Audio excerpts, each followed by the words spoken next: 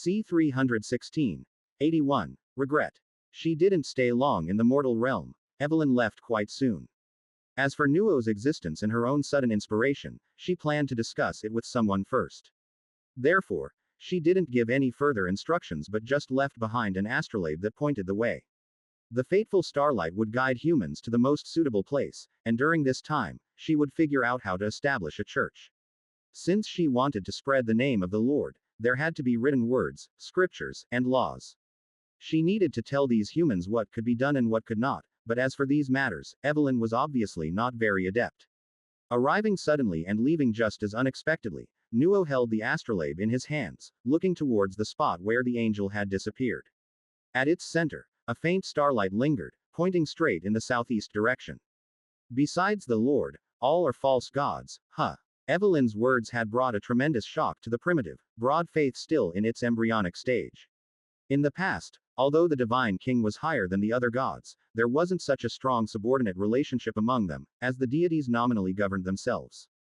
But now, the sudden emergence of monotheism was different. Only the angels obeyed the Lord, and those who did not were false gods. This concept in faith was like the change from feudalism to centralization in the secular world, seeming both shocking and inevitable. Nevertheless, Nuo quickly accepted this notion. Since he had already decided to spend the rest of his life spreading the holy name of the Lord, it was only natural to place the Lord in the sole and highest position. Lord Cohen, your origins are indeed a surprise to me, he said. Taking a deep breath, Nuo looked over at Cohen. The first created human. No matter how one thought about it, Cohen's identity was thought-provoking. I'm sorry, but please believe that it wasn't my intention to conceal anything. I just didn't know what the attitude of the Olympian gods would be towards me, a survivor. Now it seems, my concerns have been confirmed, Cohen said, shaking his head. From Evelyn's words and his astonishment, Cohen probably understood why her attitude towards him was the way it was. If the golden human king who had once appeared in his dreams was just a devout believer, then Cohen now undoubtedly had his own convictions. He would think, question, and choose. Although this did not mean he would stop believing in deities, it certainly did not align with the angel's view of faith. But Cohen was still grateful to her. No matter the purpose, the civilization slate had benefited humans from 3 eras and saved him from the erosion of the divine shard. Moreover, he had never been asked to give anything in return throughout. Let's not talk about this anymore, Nuo. I promise you, from now on, we will travel together. On the way, I can slowly tell you my story, and not only that, I have much to teach you, Cohen said. The knowledge passed on to the bronze humanity by the Olympian gods originates from the Golden Age, but in reality, their transmission wasn't complete. Cohen spoke solemnly. No one in the world knew the knowledge passed down on the civilization slate better than he, and there were even some contents not used by the golden humanity that still lingered in Cohen's mind. He intended to teach all this to Nuo, to help them build their own city. He also planned to teach them some things he had researched, not only his methods of physical training but also Cohen's research on divine shards. Over the years, those shards sealed into golden artifacts had gradually given him some clues. Cohen found that the shards seemed to be graded according to their strength. The lower the level, the weaker the impact on the spirit. Not every shard brought the same kind of near irresistible shock as the one that had merged with him. Below the shard that had merged with Cohen, there were 5 different levels of grade, and the weakest of them, though not very powerful, were estimated by Cohen to be safely accepted by any determined human. With their help, the people led by Nuo could better survive the disasters on the road. Otherwise, Cohen alone could not possibly protect them all. As that's so, that would be most fortunate. Lord Cohen, the truth is, I've long been interested in these old era stories, Nuo said, somewhat excitedly, while also taking a fennel stalk and drawing a flame from the sacred fire. His expression turned wistful when talking about stories from the old times. The disaster. I heard that there was a man named Andy who was good at performing plays, using puppets to depict past events. Unfortunately, I couldn't find him, and I don't know if he survived the flood. Nuo sighed, no longer dwelling on these thoughts, then turned around to face the crowd. The arrival of the angel had greatly lifted people's spirits, especially since she had given them a direction to move forward. After the disaster, hope was the thing most capable of inspiring confidence. Standing before them, Nuo raised the sacred fire high. Since the Lord's messenger has pointed us in a direction, we should not stay here any longer. Now, let us seek what is left from the flood and hope to reach it before the turn of 3 seasons. There, we shall have a kingdom of our own, under the protection of the Lord. C. 317. 81. Regret Part 2. Spirit Realm. Returning from the mortal realm and passing through 3 layers of barriers, Laine entered the all-spirit realm and arrived next to the well of reincarnation, following Ivana's lead. Although she had only been out for a short while, she had already noticed that this layer was different from the past. The time-space passages that had been scattered throughout the realm were now all closed, and from this point forward, the 4th layer of the spirit realm would no longer welcome visitors from other planes. Only above the river of oblivion that extended into the underworld were souls still being delivered here. However, it was a one-way passage. If anyone tried to use it to sneak into the all-spirit realm, even if they could withstand the power of oblivion, it would be very difficult for them to return to the outer world. For descending the river would mean naturally eroding under its influence, while swimming against its flow was akin to challenging the very essence of the Styx itself. Your Highness. Just as she was preparing to recount the day's events to Liana in detail, Ivana's gaze swept around. Not only did she fail to find Liana, but to her surprise, she saw Laine's figure beside the well of reincarnation. At that moment, Laine stood upon the tall well wall, overlooking the well's vast surface, which resembled an inland sea. The powers of life and death eternally chased one another within, swirling and spiraling. Every moment, souls plunged into it, and others departed through paths unseen. Like a little girl who got caught attempting mischief, Ivana tensed up, and even her pure white wings folded up behind her. Hesitant for a moment, she slowly approached Laine's side and asked softly, Your Highness, my failure to guard the well of reincarnation properly was a dereliction of my duty. If that's all, you have done quite well already. Replying casually, Laine turned around. Before him, Ivana stood serenely. One could scarcely imagine her having just spoken such words before mortals. However, Laine didn't care how she praised him. In fact, the original hymns bronze humanity wrote to the Olympian gods were not lacking in exaggeration either, so he naturally had no need to reject her words intentionally.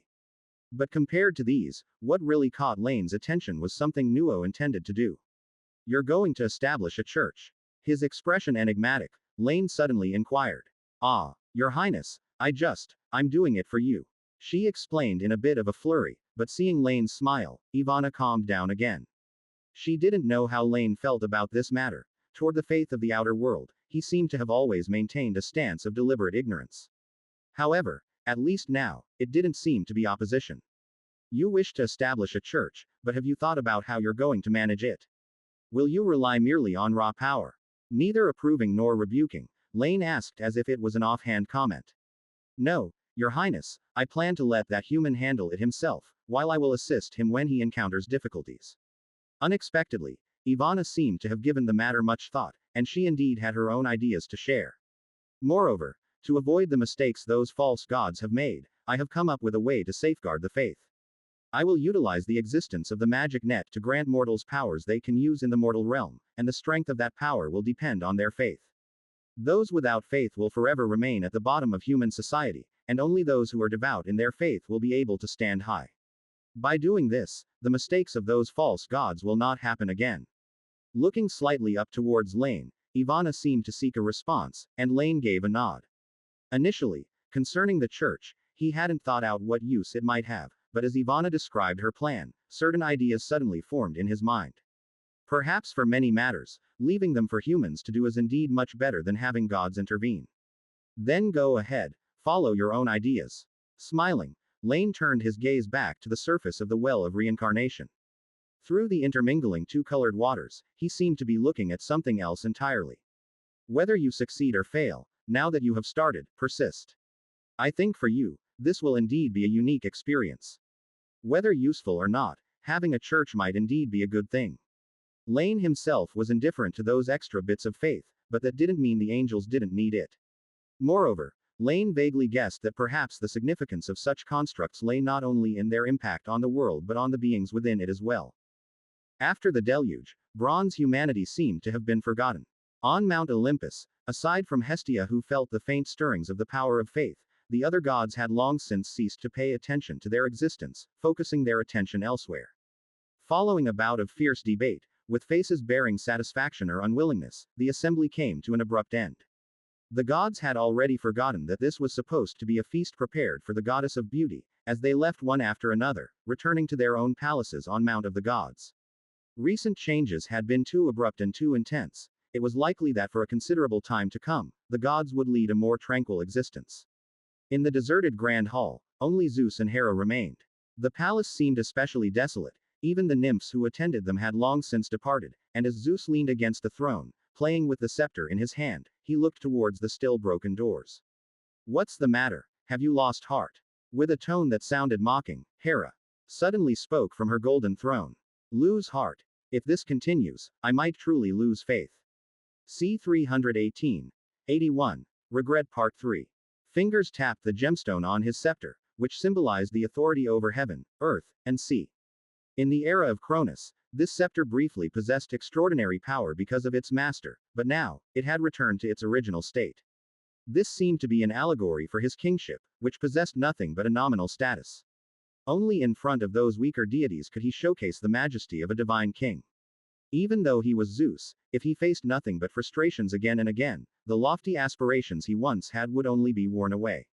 Yet precisely because he was Zeus, he would not allow this scene to unfold in reality. He feared his children.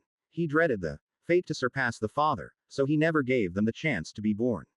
Now, since he could foresee the consequences of continuing on the current path, he would not allow everything to remain unchanged, even if it meant facing unknown dangers. Hera, on the side, let out a laugh that seemed almost mocking, but her eyes calmed down. Ha! So this is the divine king. Should I praise you for your perseverance? With a sneer, Hera stood up from the golden throne. She did not know how much affection was left between herself and Zeus, but as the heavenly empress, she shared half the glory of the divine king. Although she did not know where Zeus's confidence came from, since she felt his unyielding will just as in the past, Hera no longer worried about it. Behind her, Zeus did not reply. He silently watched his sister cross the threshold, and then with a resounding noise, the doors closed, blocking out the light from outside. Come then, let me see what awaits me as the king decreed by fate. After a while, the sun chariot dipped below the horizon, night enveloped the earth, and in an imperceptible moment, Zeus's figure vanished from sight. When he appeared once more, he was holding his thunderbolt arrow in his right hand, standing within the belly of Mount Olympus. Mount Olympus, a peak transformed from the body of the mountain deity Aurea, originally had no cavities. But it was not until Zeus followed that indistinct intuition and arrived here that he was surprised to discover a place like this had appeared without notice. No, this is an overlap of spaces. Upon closer inspection, Zeus discerned the intricacies. It wasn't that additional space had emerged, but rather that another space overlapped with this one. Before stepping in, all he could see was a cavity in the mountain. But upon truly stepping in, no one knew what lay inside. Exhaling, without any further hesitation, Zeus took a step forward. The next moment, alongside the distortion of time and space, his figure also disappeared. Whoosh! Consciousness was somewhat blurry, as if awakening from a hangover, with darkness flooding his senses. But as he gradually awoke, Zeus felt that his current state seemed somewhat unusual. It seemed like he was moving, but it was not his own will controlling his body. His body appeared to have its own consciousness and was acting spontaneously. He had no vision. As his spirit began to coalesce and his consciousness returned, Zeus finally opened his eyes and saw everything around him. What he saw was a primordial and foreign world. What is this? Ancient trees towered around him, the forest teeming with flowers of all colors. An exotic fragrance pervaded the air, and birds flew across the sky. It was a primordial jungle, unlike anything Zeus had seen before, reminiscent of the environment near Mount Othrys in the early period of the last era of chaos. They were secondary products derived from primitive plants that, though devoid of divinity, were treasures rarely seen by mortal eyes. However, all of this was merely background detail, for the Zeus, at this moment had no place for them in his sight. At the end of his gaze, an enormous shadow that seemed to connect heaven and earth dominated everything, exuding a powerful vitality, as if it were the source of all things. Yggdrasil, that was its true name.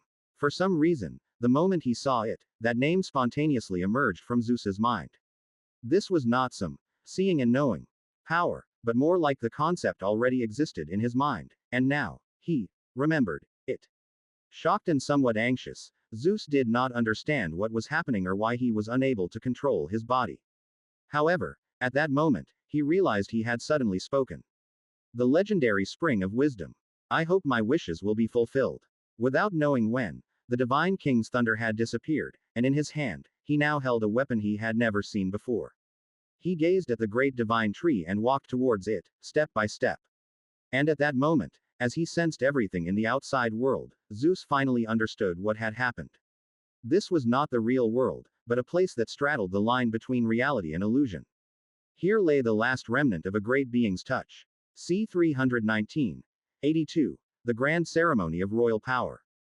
Strange laws, an unfamiliar environment, and even a stranger self. All of these things were telling Zeus that he had fallen into a unique state. He was pulled into a train of thought, reliving the most profound experiences of the owner's memory. Now, having lost physical form, he existed as pure consciousness attached to the body of the owner of these thoughts, and anything that was foreign to him could not be brought along. As his consciousness observed the surroundings, Zeus watched as, himself, moved perpetually forward. Unsurprisingly, the danger he had vaguely sensed before was probably here. His spirit was functioning at an unprecedented speed. He tried to break free from his current state but undoubtedly failed, for the force maintaining this residual thought seemed to stem not from its original owner alone but from a higher source as well. Normally, a powerful deity like Zeus wouldn't easily fall into someone else's residual thought. Even if they had touched upon a great existence, since they were dead, in a certain sense, it wouldn't be possible for mere remnants of thoughts to force him into them without resistance. However, things were different here. Although Zeus was still unclear about the name and origins of this place, the divine authority that originated from the present world still allowed him to keenly sense the disconnect between this place and chaos, and it wasn't the kind of difference that existed between the present world, the abyss, and the spirit realm. It was a much larger separation. The transformation of the 9 realms was still ongoing. Even though chaos had shattered the barrier of the world's force, its digestion was not proceeding rapidly. So within this fragmented realm, a small amount of force from another world lingered. Now, through the residual thought and Zeus as a medium, the force of chaos collided with the remnant force of the 9 realms. World-level power recreated the past, giving this segment of memory a strength so real it felt tangible. Still, hidden within this fragment of the past lurked an unprecedented unknown threat to Zeus. Regardless of the outcome, Asgard was destined to become the first realm among the 9 realms to be entirely consumed by this change, but Zeus was different. As himself continued forward, the intangible warnings Zeus received grew more intense. Intuition told him that danger lay ahead, and now he could no longer escape it. Concerning this, Zeus had already begun to form some speculations. The deities of chaos were deathless, but whether that held true in the face of the world itself was something no one knew for sure. Whoosh! The sound of flowing water, once distant, grew closer and closer. Judging by the sound, it appeared to be a spring lake. As Zeus approached, the trees around began to thin out as well. This was the misty forest, surrounding the spring of wisdom. The magically imbued trees obscured the vision of those who approached. At one moment, when the last tree obstructing the path was passed, Zeus' consciousness finally followed the sight of the body and saw the entire scene. A small lake lay before him, with its clear currents churning continually. In its center, a spring gushed forth pure water. The light above bathed the area, causing a pale golden mist to rise and float into the sky. And above the spring, there dangled a root from high above. The rising mist was drawn to it, continuously nourishing the divine tree that penetrated the 9 realms, giving it vitality and strength. Watching all this unfold, an idea materialized out of nowhere, and Zeus knew instantly why he had come here. His name was Odin, and like Zeus, they were both newly established leaders of the divine court, kings of the deities. They both faced the same dilemma. Lacking a profound foundation and an invincible power, their kingship was constantly under threat. And so, Odin had come here, to the land governed by the great enemies of the deity race, the Titans. He sought the help of the spring of wisdom, looking for revelations that the world would grant to a divine king. Although the spring was in front of him, he still had one more hurdle to overcome. Under the reflection of Yggdrasil's roots, a vague and immense figure lurked. Focusing his gaze, Zeus clearly saw Mimir, who sat gravely beside the spring of wisdom. At the same time, Mimir also noticed Odin's arrival. Outsider, do you too covet the wisdom bestowed by the heavens? Mimir's booming voice echoed, clearly recognizing the identity of Odin. At the moment, yet the Titan's tone seemed indifferent. Mimir, the young titan of wisdom who guarded the spring of wisdom, showed no respect even in the face of a king of the 9 realms. For this was Jotunheim, the realm of the titans. Even a divine king using force to achieve his goals would not be able to leave unscathed here. Yes, respected guardian, I have heard of the great renown of the spring of wisdom and have come precisely for that reason. I wish to partake in a cup of its waters, to gain enlightenment from wisdom. If you fulfill my wish, I, in the name of a divine king, promise to give you a fitting recompense. In Odin's mind, Zeus heard himself speaking thus. However, the titan opposite was not conceding to the king's request. He just looked at Odin, smiling casually.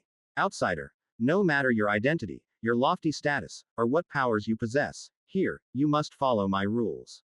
Because, without the guardian's consent, the water will not be effective for you. C 320. 82. The Grand Ceremony of Royal Power _2. Mimir's words were not entirely accurate. It was the well itself and the world tree that truly determined whether the fountain would have effect. It was only through a trade of equal value, a fair exchange, that one could be enlightened by wisdom. As a guardian, Mimir could decide whether to agree to this trade, which was the source of his confidence. Before this, many have desired a cup of the spring of wisdom, but upon hearing the price of just 1 cup, they were all frightened away. As the king of Asgard, I wonder if you will be the same. I've known this, said Odin calmly from across Mimir. I am willing to offer all the gold of Asgard as the price for the water.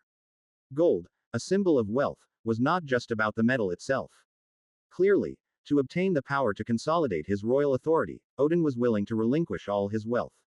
However, Mimir simply smiled and shook his head at him. What use is wealth? It's merely the most mundane of items.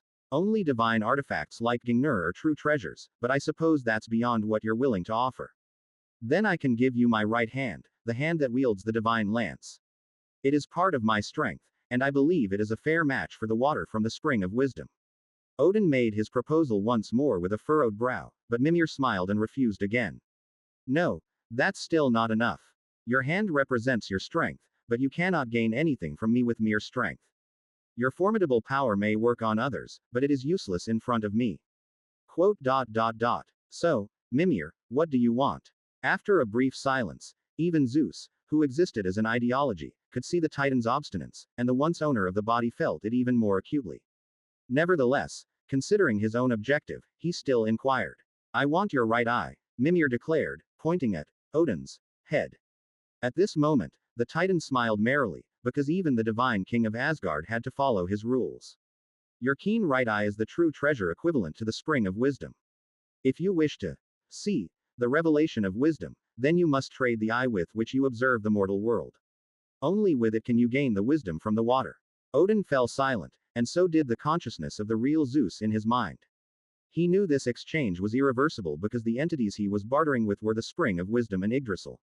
To forfeit an eye forever, to ascend to the throne as the one-eyed king, just as Zeus thought, Odin was about to give up, he heard himself speak again. So be it, Mimir. I accept your terms, if this is the demand you make as a guardian. I will give my eye, and you will give something of equal value. Of course, you shall have the water, Mimir responded without minding the other's tone, thinking Odin meant the water, and he nodded in agreement. The next moment, a power acted upon Odin and the water before him. Now, with nothing to hinder him, yet Zeus suddenly realized that the power seemed to connect not just to Odin. Even he was bound within it. However, this power seemed somewhat at a loss, for at that moment, Zeus had no eyes. Hey, it seems this trick works everywhere, Zeus chuckled to himself. It wasn't the first time he had used a loophole in wording to evade a price. Like when Cronus commanded that the sky, the earth, and the ocean could not shelter his offspring, so the young Zeus was hung upon a tree branch. Now, because he had no eyes, he was unable to pay this price. Step aside. As Zeus pondered, the external world continued. Sensing the contract's completion, Odin's voice grew stern, while Mimir merely shrugged and moved away from the fountain. There was no need for him to watch, as the process of gaining wisdom differed for each individual, and no one knew how long Odin would stay there. All he had to do was wait in the direction of exit, ready to witness the grandeur of the one-eyed divine king. The titan left, his towering figure quickly vanishing into the mystic fog of the misty forest. Alone, beneath the roots of the world tree and facing the empty well, Odin was silent for a long time until, Suddenly, he raised his weapon and mercilessly stabbed himself. TS's. The skin was breached, blood gushed forth, yet, Odin appeared unfazed.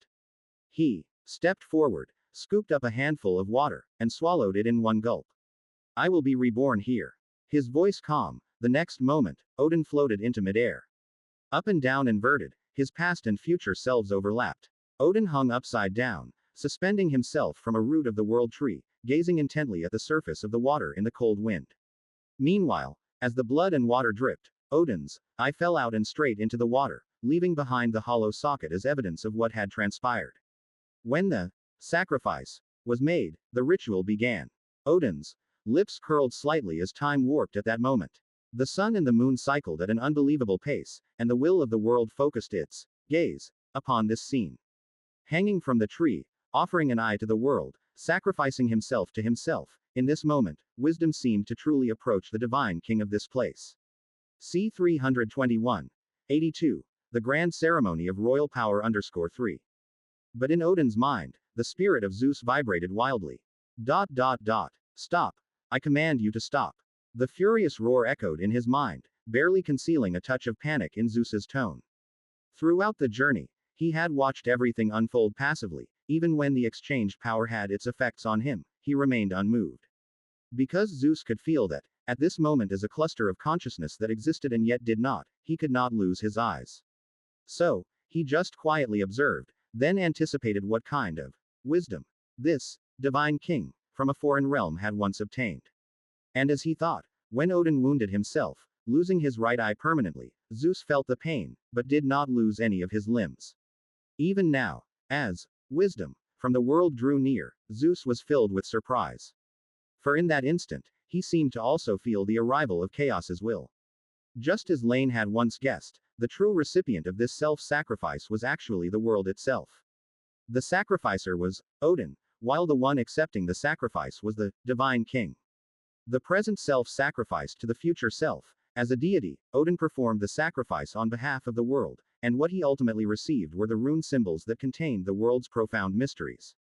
However, the rune scriptures were the response of the 9 realms to Odin, and in the intermingled powers of these 2 realms, what chaos offered to Zeus was not the same. The world was drawing near, the blessing about to arrive, and even as a divine king for nearly a century, Zeus was experiencing the revelation from the world itself for the first time. He waited eagerly, until he suddenly realized that something was amiss. Because he himself seemed to be dissipating. Perhaps the very nature of enlightenment through wisdom was an exchange, only the exchange involved both oneself and the world itself. But at this moment, within Odin's body, there were 2 consciousnesses. Odin offered his right eye as agreed, but Zeus had given nothing in return. The loophole in the text could deceive another god, could deceive the contract, but it could not deceive oneself, nor the exchange itself. To gain something, one must give something. Zeus had given nothing, so he should not receive anything. Had this been his own ritual, it would have ended immediately, and though he would not have attained what he desired, he would not have lost anything either. But the current situation was different. Because within the same body, there was another existence that had paid the price. So the world's will, mingled together, came equally towards the commingled divine king. The remnants of the 9 realms would reenact the past, and chaos would grant Zeus an alternative revelation. The only difference was that, at the moment of their encounter, chaos would also claim the due sacrifice. As for what the sacrifice was, if Zeus still had a physical form, he would randomly lose a portion of his limbs, thus equating himself with Odin. But now he had no limbs, all that he was merged into one, so the only price he could pay was one. It's all I have, everything that's existence, and beyond, it's a conspiracy. Consciousness churned, and Zeus finally realized the severity of the problem. If he could not find a proper sacrifice, immediately, his very existence would become the sacrifice, and the fate of a sacrifice given to the world was unknown. Had Zeus still possessed his own body at this moment, he could have sacrificed a part of his body like Odin, but now he was merely a form of consciousness. He couldn't divide his consciousness because he lacked such ability. So now, the world's will that was approaching was no longer a blessing but resembled a guillotine ready to claim a life. Calm down, I am the divine king. Forcing himself to remain calm, Zeus exhausted all his wisdom seeking a solution, but to no avail. Now he finally understood the danger that lay in the shadows. It stemmed from this very remnant. Its master had long perished, and it had lost the concept of existence. When this illusory dream ended, so would the moment of its dissipation. But Zeus's arrival had changed everything. If he truly offered himself to the world, then his existence would be left vacant. This remnant should have died long ago could gain an anchor and through that medium become a new Zeus. But knowing this had no meaning. It was a death trap set by another remnant of a divine king, which had lived longer, possessed richer experience, and also had wisdom. In the face of all this, Zeus had no recourse, not even with the wisdom of Métis. Métis. His mood suddenly halted, and in an instant, Zeus thought of many things. With the world will drawing ever closer, he had no time for further thoughts. The sense of a fatal crisis loomed over him like a vast shadow, almost suffocating the divine king. In that moment, Zeus finally made the most correct decision. After he had swallowed her, Métis became a part of him. She was his wisdom, naturally blending with Zeus's current consciousness. Without the corresponding authority, Zeus couldn't split himself apart, but he could release his prisoner. Thus, in that moment, Métis, who had been swallowed for a century and languished in eternal slumber, was finally set free by him. And in the first moment of awakening, Métis was offered up as a sacrifice to the world in the guise of Zeus's wisdom. Silently, this goddess who had lost most of her power with the birth of her daughter disappeared, and no one knew where she went as an offering to the world. In the depths of Zeus's consciousness, all she left behind was a piece of leather, which floated down to rest upon the soon-to-be-born goddess. In the next moment, the goatskin from Amalthea, the goat that had raised him, the very excuse Zeus had used to approach Métis, transformed into a shield. It would become a naturally formed divine artifact, accompanying the goddess of victory and wisdom upon her birth. Hey, so you've been carrying this goatskin all along. Ha ha ha. It really is quite ridiculous. It was unclear whom he was laughing at, but the world did not pause for this. As Chaos's will was within an arm's reach, Zeus suppressed his emotions and threw himself fiercely towards the boon of the world. At this moment, having offered the sacrifice, he no longer feared this power. Odin sacrificed himself in search of wisdom, while he sacrificed wisdom to achieve his own ends. Hanging upside down from the tree, separated by vast distances in time and space, the two divine kings took drastically different actions, yet they both obtained what they wanted. The Odin of the past gained the rune scriptures, explicating the world, and now, Zeus too had garnered the true essence of sovereignty. In an instant, yet feeling like eternity, he seemed to cross time and destiny, seeing both the past and the future. Before Zeus's eyes, the scene of the first-generation divine king's ascension was clearly visible, and he also saw another, himself, along the original path of fate, an immensely powerful version with all gods in subjection, as if speaking to him in the present. Somehow, Zeus suddenly understood. Reliance on mere faith could never achieve great divine power. True greatness required complete symbols, while faith itself did not possess this capability. So I need to construct one. Métis, thank you once again for your sacrifice for my sovereignty. Consciousness coalescing into form, Zeus sensed the information in his mind and could not help but laugh aloud. He had finally found what he was searching for, the very thing he had been pursuing all this time. Even though it couldn't immediately grant him unparalleled power, the very existence of this path eradicated his confusion. Perhaps it should have a name. This path had no name, but now, Zeus was going to give it one. Manifesting in the form of a ritual, yet not bound by rune or material, capable of involving everything in the world, but solely to achieve the divine king himself. In that case, let's call it the sovereignty grand ritual. Speaking softly, Zeus slowly raised his head. Opposite him, another, himself, was slowly fading away. C. 322. 83 Pillars and Kingdoms. It wasn't until now that Zeus saw himself, for the first time in his true form. Hollow eye sockets, white flowing beard, he wore a helmet adorned with an eagle and was clad in golden armor, his appearance nearing middle age yet still exuding a formidable valor. Odin grasped a long spear, his hand donned with the Draupnir gold ring. Even if it was merely an image recreated, Zeus could easily deduce that the divine lance was a divine artifact not a whit inferior to the arrows of thunder. But all of this was an illusion, a mere echo of a past scene recreated in the confluence of powers from two realms. If Zeus had not arrived today, Odin would have continued to repeat the same actions in his memory, in an eternal recurrence, until his power was finally exhausted. But when the divine king of chaos received the response of the world through the ritual, Asgard's last resistance was also crushed. If Odin had been a real deity, he might have been assimilated by the world and become a member of the new world, but it was only a fragment of a remnant, a mere thought. So, having lost the basis for its existence, it inevitably headed towards destruction. It did not know if the real him had completely died, but as a thought, it was destined to be destroyed along with the last vestiges of the nine realms' power remaining in Asgard. To consume one's own wife, to regard her as one's own wisdom, it's truly an unexpected outcome. After all, how could the schemes of an outsider like me win against one of our own, who was favored by fate? With a touch of irony, Odin, though somewhat regretful, was not too regretful, because such an outcome had been anticipated. Therefore, he had no intention of interacting with Zeus, he merely greedily gazed at this illusory world one last time, as if in reminiscence of the past. He too, like Zeus, thought he had grasped everything after receiving revelation. But as he picked up the rune scriptures, he also foresaw the arrival of the twilight of the gods. This seemingly equal exchange was, in fact, unequal. Odin's eyes could trade for the spring of wisdom's fountain, but not for the runes that would decode the source of the world. Similarly, losing the power of Métis might be more valuable than an eye, but by no means comparable to the path that leads directly to the pinnacle of greatness. So having seen destruction, what did Zeus see? Or perhaps he has seen it, but I just don't know yet. From clarity to blur, Odin's image eventually dissipated, and the phantasm born of his memory began to crumble as well. The true Asgard now emerged into Zeus's perception, but now it was a part of the present world. It was like the underworld, a realm unto itself, with its own portals, and this portal's front was located in Olympus.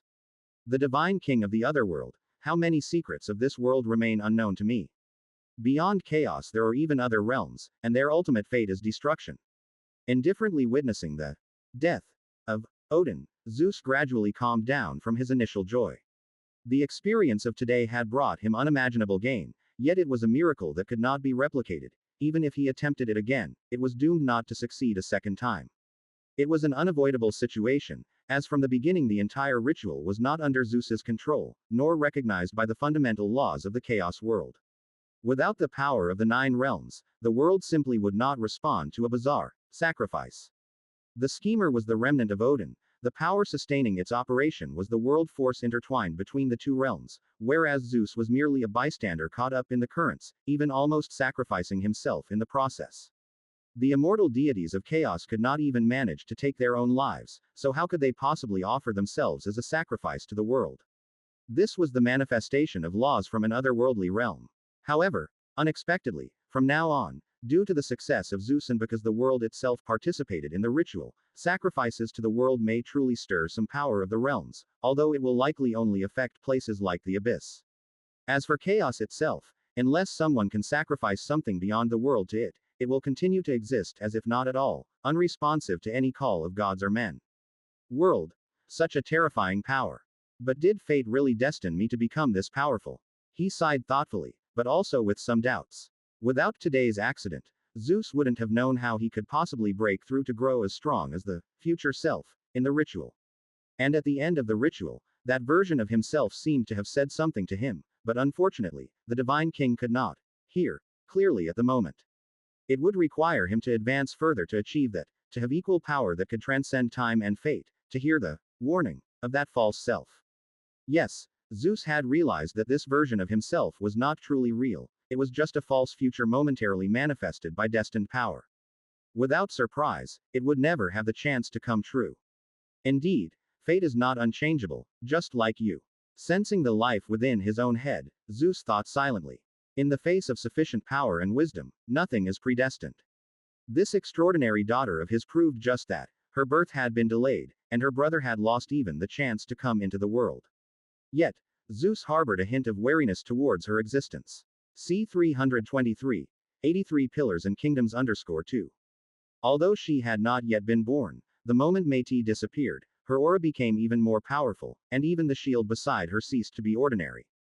Perhaps it was because of the decisive action he had taken with Métis, or maybe it was due to some change spawned from being offered to the world, but Zeus felt that the shield, once made from nothing more than common sheepskin, now possessed special powers. Against other types of harm, it might have been just a divine artifact of considerable might, but facing him, it could even block the attacks of the arrows of thunder. Quote. You would be better off not remembering any events from before you were born. It's for the best for both of us. You will become my capable right hand, should you truly understand the reverence of power. After a moment of silence, Zeus ultimately refrained from taking any action. Although the child had not yet entered the world, she was already growing, and at an accelerated pace at that. Having fully separated from her mother, she was already half-born, with her divine power slowly on the rise. Without any surprises, when she would be born, she would descend into the world in the form of a maiden rather than an infant. Withdrawing his thoughts, Zeus refocused his energy back on himself. Given the new gains from the ritual, he found his own power deserving of more attention than a child yet to be born. Reflecting upon his gains, Zeus also gained a rough understanding of the direction his next tasks would take. The essence of a ritual can vary, some imitating, others harnessing power, or something else entirely, and the sovereignty grand ritual belonging to Zeus combined these aspects. It started as an imitation of the original Heavenly Father, the Divine King, expanding to new heights on this foundation, and in theory, could include all rituals, as it shaped sovereignty, a symbol unique to the Divine King. And since it was about authority, naturally, there was no limit to speak of. Theoretically, as vast as the world is, so too could the ritual's scope be extended. Every entity in this world could give birth to a deity, and all deities could be ruled, hence the scope of sovereignty could be boundless, and the power infinitely strong. However, theory is just that, and in practice, Zeus was well aware of the difficulties involved. Not to mention possessing the supreme might to suppress the primordial gods, even to construct the most basic parts and uphold the thinnest symbol of sovereignty, Zeus would first need 2 cores and 12 pillars. Heavenly Father and Mother Earth, ever so distant from each other, thus the two extremes that the ritual initially requires, the divine king and queen of gods, should, in some sense, be equal and inherently connected. On this note, it seems have already accomplished that. Reflecting on the past, Zeus suddenly realized that his scheme for acquiring the fertility dominion in order to influence his progeny had, inadvertently, resolved a problem for him. He and Hera exchanged their divine authorities, which indeed made them equals in a sense. Sharing a blood connection, they also fulfilled the inherent link required. Even the fertility dominion, initially originating from Mother Earth, made Hera a perfectly suitable counterpart for the grand ritual. Beyond that, it is about harnessing power. Sovereignty lies in ruling. My own authority on the world stage is insignificant, but combined with that of the pantheon gods, it is far from trifling. However, a mere accumulation is only piling up quantity. Only a structure fitting the ritual can achieve qualitative sublimation, so I must emulate the former Heavenly Father, using a perfect number of pillars as the ritual's framework. Uranus fathered 12 titans and established an era's divine court, hence the number 12 has since symbolized completeness in chaos. Laine's subsequent division of chronology and regulation of moon and hours reinforced this concept, and thus, Zeus too needed 12 different divine authorities to serve as the pillars of his divine court to support his own symbol. However, after some contemplation, Zeus found the selection of pillars to be far from straightforward. They needed to have a profound connection with him and possess substantial divine power. And after reconsideration, the divine king, regrettably, realized that the current divine court lacked so many suitable deities. 2 sisters, 2 brothers, and then there was no 5th. The external goddess of beauty and his bond were not as close as imagined, and his aunt Themis was similarly distant. If they were to become part of the ritual, they would need to form a deeper connection with him personally rather than with the divine court. And then there's strength. Even if I construct the most basic grand ritual, it would only outline the symbol's framework with the deities' authorities. I still need an equal strength to fill it, or it will be but an empty form with scant divine power. And the best filler, that would be faith. Alone, faith cannot touch greatness, but if it is just to provide quantity, then it is indeed the perfect candidate. In silent contemplation, not just to fill his own ritual, but even the 12 strong divine powers required by the ritual could be potentially addressed through the power of faith. In this moment, Zeus once again recognized the importance of this mortal-derived power, and his own need for it was virtually limitless. Incomplete as it may be, once my daughter is born, I'll find a way to make Aphrodite one of us, and then at least I will be able to establish half a ritual. With that, I would also be ready to face the current Mother Earth. C324. 83 Pillars and Kingdoms _3. He exhaled, and although the pressure from the primordial gods remained strong, Mother Earth, the one with whom he had a direct conflict, happened to be the weakest among them. His heart relaxed slightly as he watched the illusory scenery around him slowly dissipate, and Zeus locked onto the interface attached to Mount Olympus. He was very curious about what was in this strange world. Perhaps the treasure trove of that otherworldly divine king was among them. Since he still had time, he might as well probe into it. Moreover, an interface. Zeus had many ideas about it. No one knew what disaster had occurred at Olympus. The collision between worlds was silent yet vast and unpredictable. Even Laine, far away in the spirit realm, only glanced strangely toward the east of the continent at the beginning. Just now, he suddenly discovered that the authority he had left behind had inexplicably shifted locations. Although with the gestation of the new deities, he had willingly transferred the authority of wisdom to a new deity, he had deliberately retained a part of it. The wisdom that remained in Zeus's mind could often produce special effects in many situations. But at this moment, for some reason, those remaining authorities suddenly lost their master and attached themselves to another deity nearby. Not just the authority granted by Laine, even the hydrology inherent in Métis herself was not an exception. Sensing all this, Laine tried to trace through the connection between the authorities to find out what happened, but there, he only felt two familiar forces that severed everything. Their existence caused a rift in the dimensions of time and fate, blocking all possible probes and shrouding the events behind layers of mist. What's wrong? Has something happened at Olympus? Handing back the codex of creation to Laine, Themis sharply noticed Laine's distracted divine mind, and the direction he was looking was precisely where Olympus was. Thinking about the recent acts of her nephew, the goddess couldn't help but suspect he had done something again. Nothing much, just a minor incident. Zeus may have obtained something special. His eyes narrowed minimally. Laine accepted the codex. Although the world concealed everything, there were only so many possible outcomes. Appearing at Olympus and related to the residual world power of the 9 realms, there could be no other possibility. Zeus probably got hold of something left behind by the 9 realms. Considering that Asgard was what fell there, the source of the accident was likely Odin.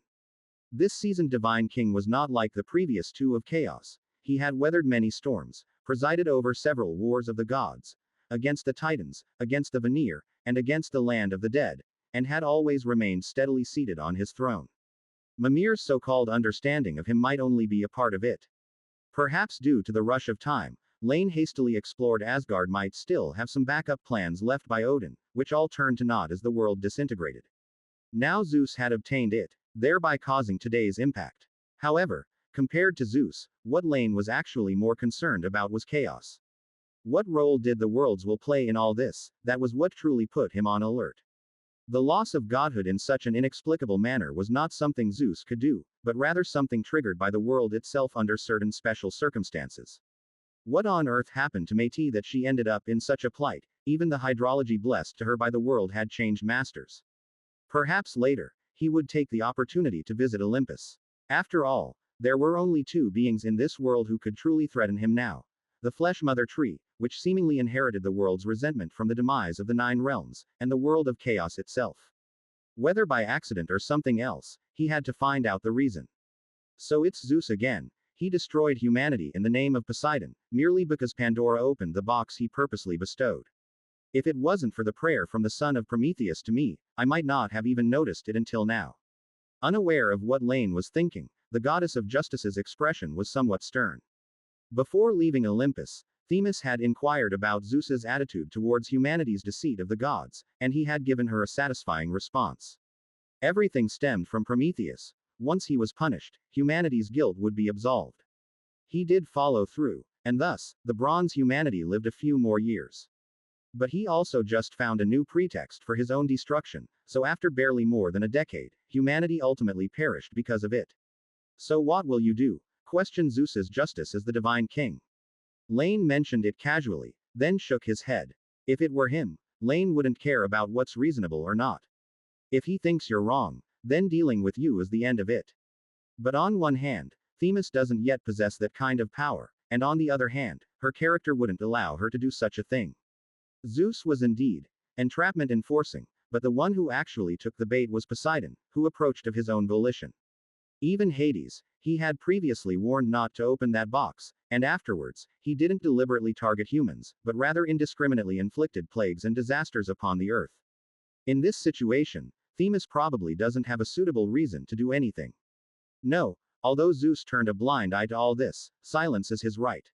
So I am merely answering Deucalion and Pythia's prayers, and I will witness the birth of a new generation of humans. As for Poseidon, with a calm expression, the goddess of justice touched her golden sword at her waist. What she intended to do was crystal clear. Very well. Nodding, Laine ceased to concern himself with such trifles and brought up another matter. But apart from that, I do have something else. Since you have laid the foundation for the laws of future humans, you can't possibly solve all mortal problems by yourself. Even if every trial is conducted according to your request and in compliance with the rules, considering the vast future population of humans, you will probably not even have time to rest. Since the matter with Mephisto last time, Themis had gradually realized that if she wanted to prevent similar incidents and ensure that human trials were conducted fairly, she needed to establish a standard for them. But just like Laine said, it's impossible for her to supervise every mortal trial by herself, especially in the foreseeable future when humans with the ability to reproduce would be spread across the earth. Even as a deity, Themis wouldn't be able to spend all her time on these matters. So, do you have any suggestions? Raising an eyebrow, Themis inquired.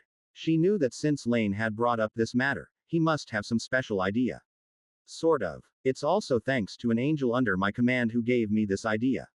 Perhaps you could establish a clergy to guard the fairness of trial on your behalf. Those mortals who resonate with your ideals, respect your actions, and are willing to offer their faith to you can be ordained with your holy emblem. They will judge the various affairs in the mortal realm in your name, and only truly significant events would warrant your direct gaze. And if they betray their faith, you will have a fitting reason to punish their betrayal.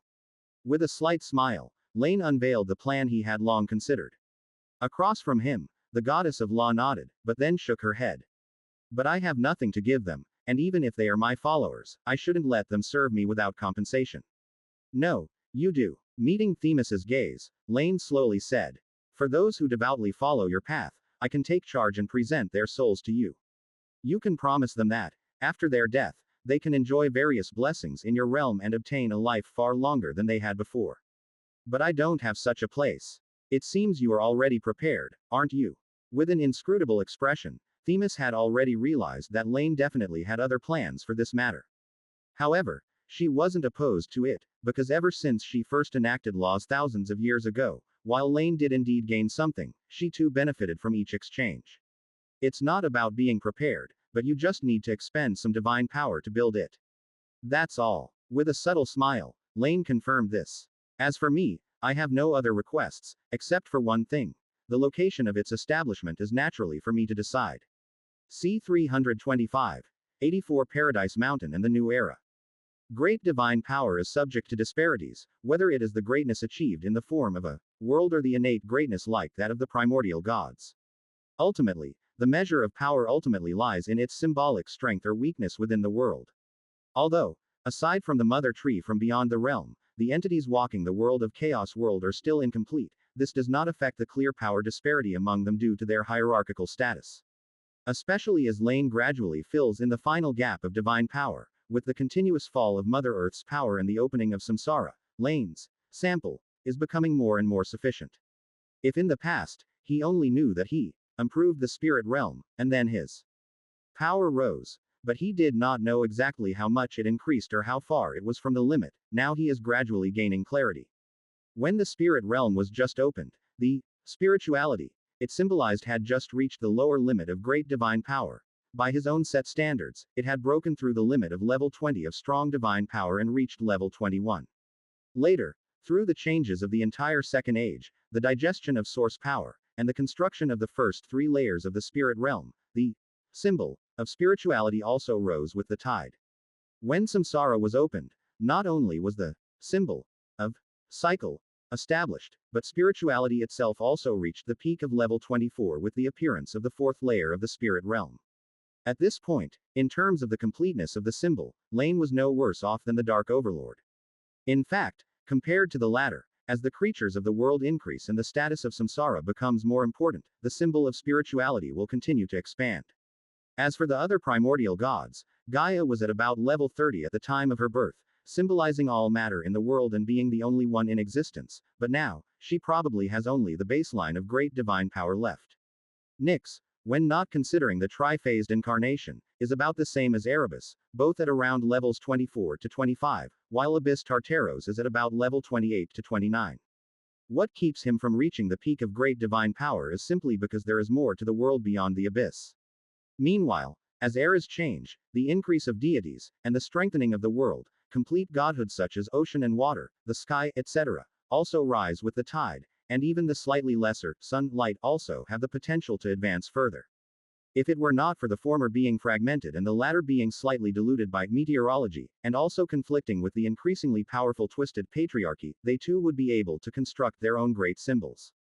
In such a situation, while Laine pursues the path from the bottom up to become a complete great divine power, he naturally does not forget to continue to improve the spirit realm, increasing the spirituality symbols share in the whole world.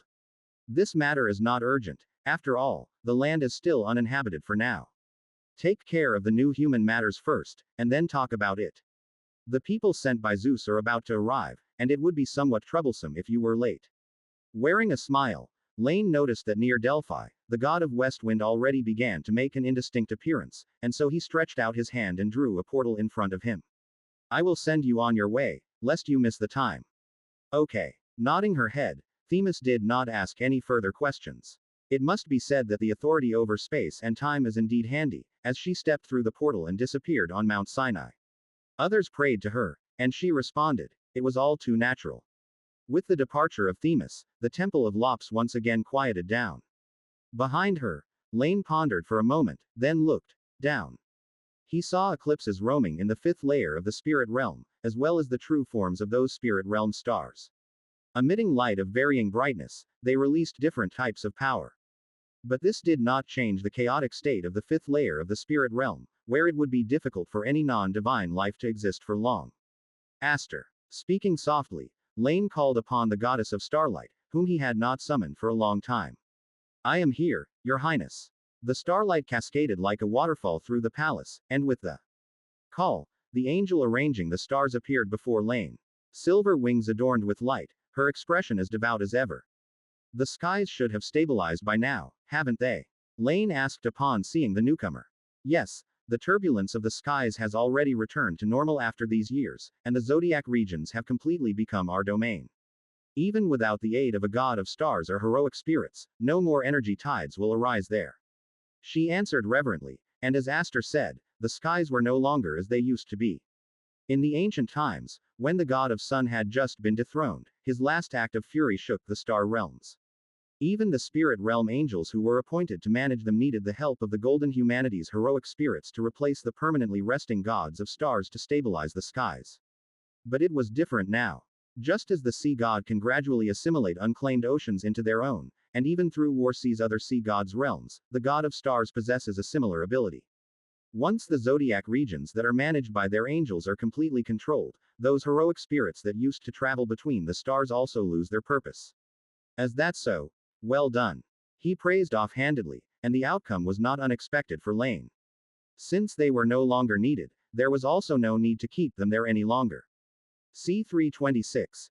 84 Paradise Mountain and the New Era _2. Since that is the case, there is no need for the spirits of golden humanity to stay in the starry sky, doing meaningless things day after day. You can select some who are skilled in battle and grant them power, making them guardians of the star domain, forbidding life that is not sufficiently qualified from approaching there. As for the rest, let them take on another task. Golden humanity obediently follows the gods, and they consider it an honor to serve the gods. Therefore, it's most appropriate for them to take on this task. From now on, they will possess bodies, transforming into the celestial clan, responsible for guiding the souls of the devout to the kingdoms of their respective deities after death. Even though at this moment there is no so-called kingdom, it does not hinder Laine from making preparations in advance. Gods cannot personally do these things, so golden humanity is the best proxy. Understood, Your Highness. The goddess of starlight respectfully responded, but then she remembered something. Transforming into the celestial clan. Providing souls with a vessel is not difficult, but what should I use to create their bodies? They only have positive emotions, so let's use positive energy to shape their bodies. An element between ethereal and physical form, which is also just right for their travel between the spirit realm and the living world. Having made a decision, Laine then reached out and grasped. In the spirit realm, some scattered faith was gathered, all oriented towards the Golden Age or the veneration of the Zodiac's heroic spirits. Compared to the faith vested in gods, which is somewhat longing, these are much purer, merely later generations, recognition of the Golden Age people's noble character. Faith aimed at others is nearly impossible to steal, and golden humanity does not possess the ability to utilize them, so they have remained here. Now that they have their own task, they should also have their own domain. Although the faith oriented towards them cannot be transformed into divine power by themselves, I allow them to borrow the power of the spirit realm, mixed with positive energy, to construct a world that belongs solely to them. As for its name, after a moment's contemplation, even though he did not yet know the thoughts of golden humanity, by observing his own seven-tiered spirit realm and mount of the gods, Laine could immediately guess what these worshippers of deities would model their kingdom after. Therefore, without much thought, he bestowed upon it the true name of this realm. The realm belonging to the celestial clan, the gathering point of positive energy in the world, a world of goodness and beauty. It shall carry life's yearning for nobility, the reverence of virtue, so be it. Let's call it Seven Hills Paradise. In the mortal realm, on the Panassus mountain range. The flood had receded, but Deucalion and Pytha still remained here. Because their prayers had been answered by the goddess, they naturally should wait. A feeling of hunger surged up, and although the faint touch of divinity kept them from dying due to lack of food, the uncomfortable sensation did not diminish at all. From the height of the flood to the time it receded, there was still no trace of the goddess, but they did not give up hope. Among the Olympian gods, promises made by the divine king and the goddess of law would be fulfilled, though the former would always leave loopholes in his words, bound by the powers of the Oathkeeper, while the latter would never go back on her word once she has responded. So atop Mount Panassus, the two waited quietly, never stirring for a moment. However, on this day after the flood had subsided, a breeze suddenly blew in from afar. The airflow grew closer, swirling around Delphi, and then turned from invisible to visible. The next moment, along with the howling west wind, the figure of Zephyrus appeared in front of Deucalion and Pytha. Yet, seeing the two kneeling on the ground, he couldn't help but be surprised. Are you praying to the deities? As the offspring of gods, to pray to other deities like mortals was indeed surprising to him. However, sensing the barely detectable divine power within the two individuals before him, the god of West Wind showed understanding. Such a weak divinity, barely different from none. If not for their prolonged lives, they might indeed be no different from mortals. In front of him, Deucalion and Pytha were initially startled by the sudden appearance of the deity, but then Pytha's face lit up with hope. At last, a deity had arrived, although she was confused, as the one who came was not the goddess of law. She was about to ask, but Deucalion spoke before she could. Yes, Your Highness, we are praying here, seeking help from the gods of Mount Olympus. Beneath his sleeve, he pulled on Pytha. The girl did not understand her cousin's intentions, but she remained silent. Although she did not comprehend why the prayer to Lady Themis had summoned another deity. Good, it seems that you are different from your parents who dared to defy the divine king. Zephyrus nodded. Since they had started with prayers, things would be much easier. Looking at the two before him, the god of West Wind spoke kindly. You are fortunate, children of Prometheus and Epimetheus. The Most High and Supreme Divine King has heard your plea and intends to bestow additional grace upon you.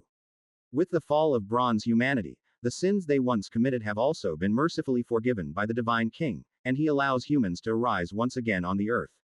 And you are to be their source. C 327. 84 Paradise Mountain and the New Era _3.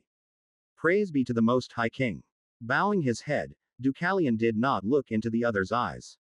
He knew all too well why his father had been imprisoned in the East Sea, and he was fully aware of the Divine King's lack of mercy.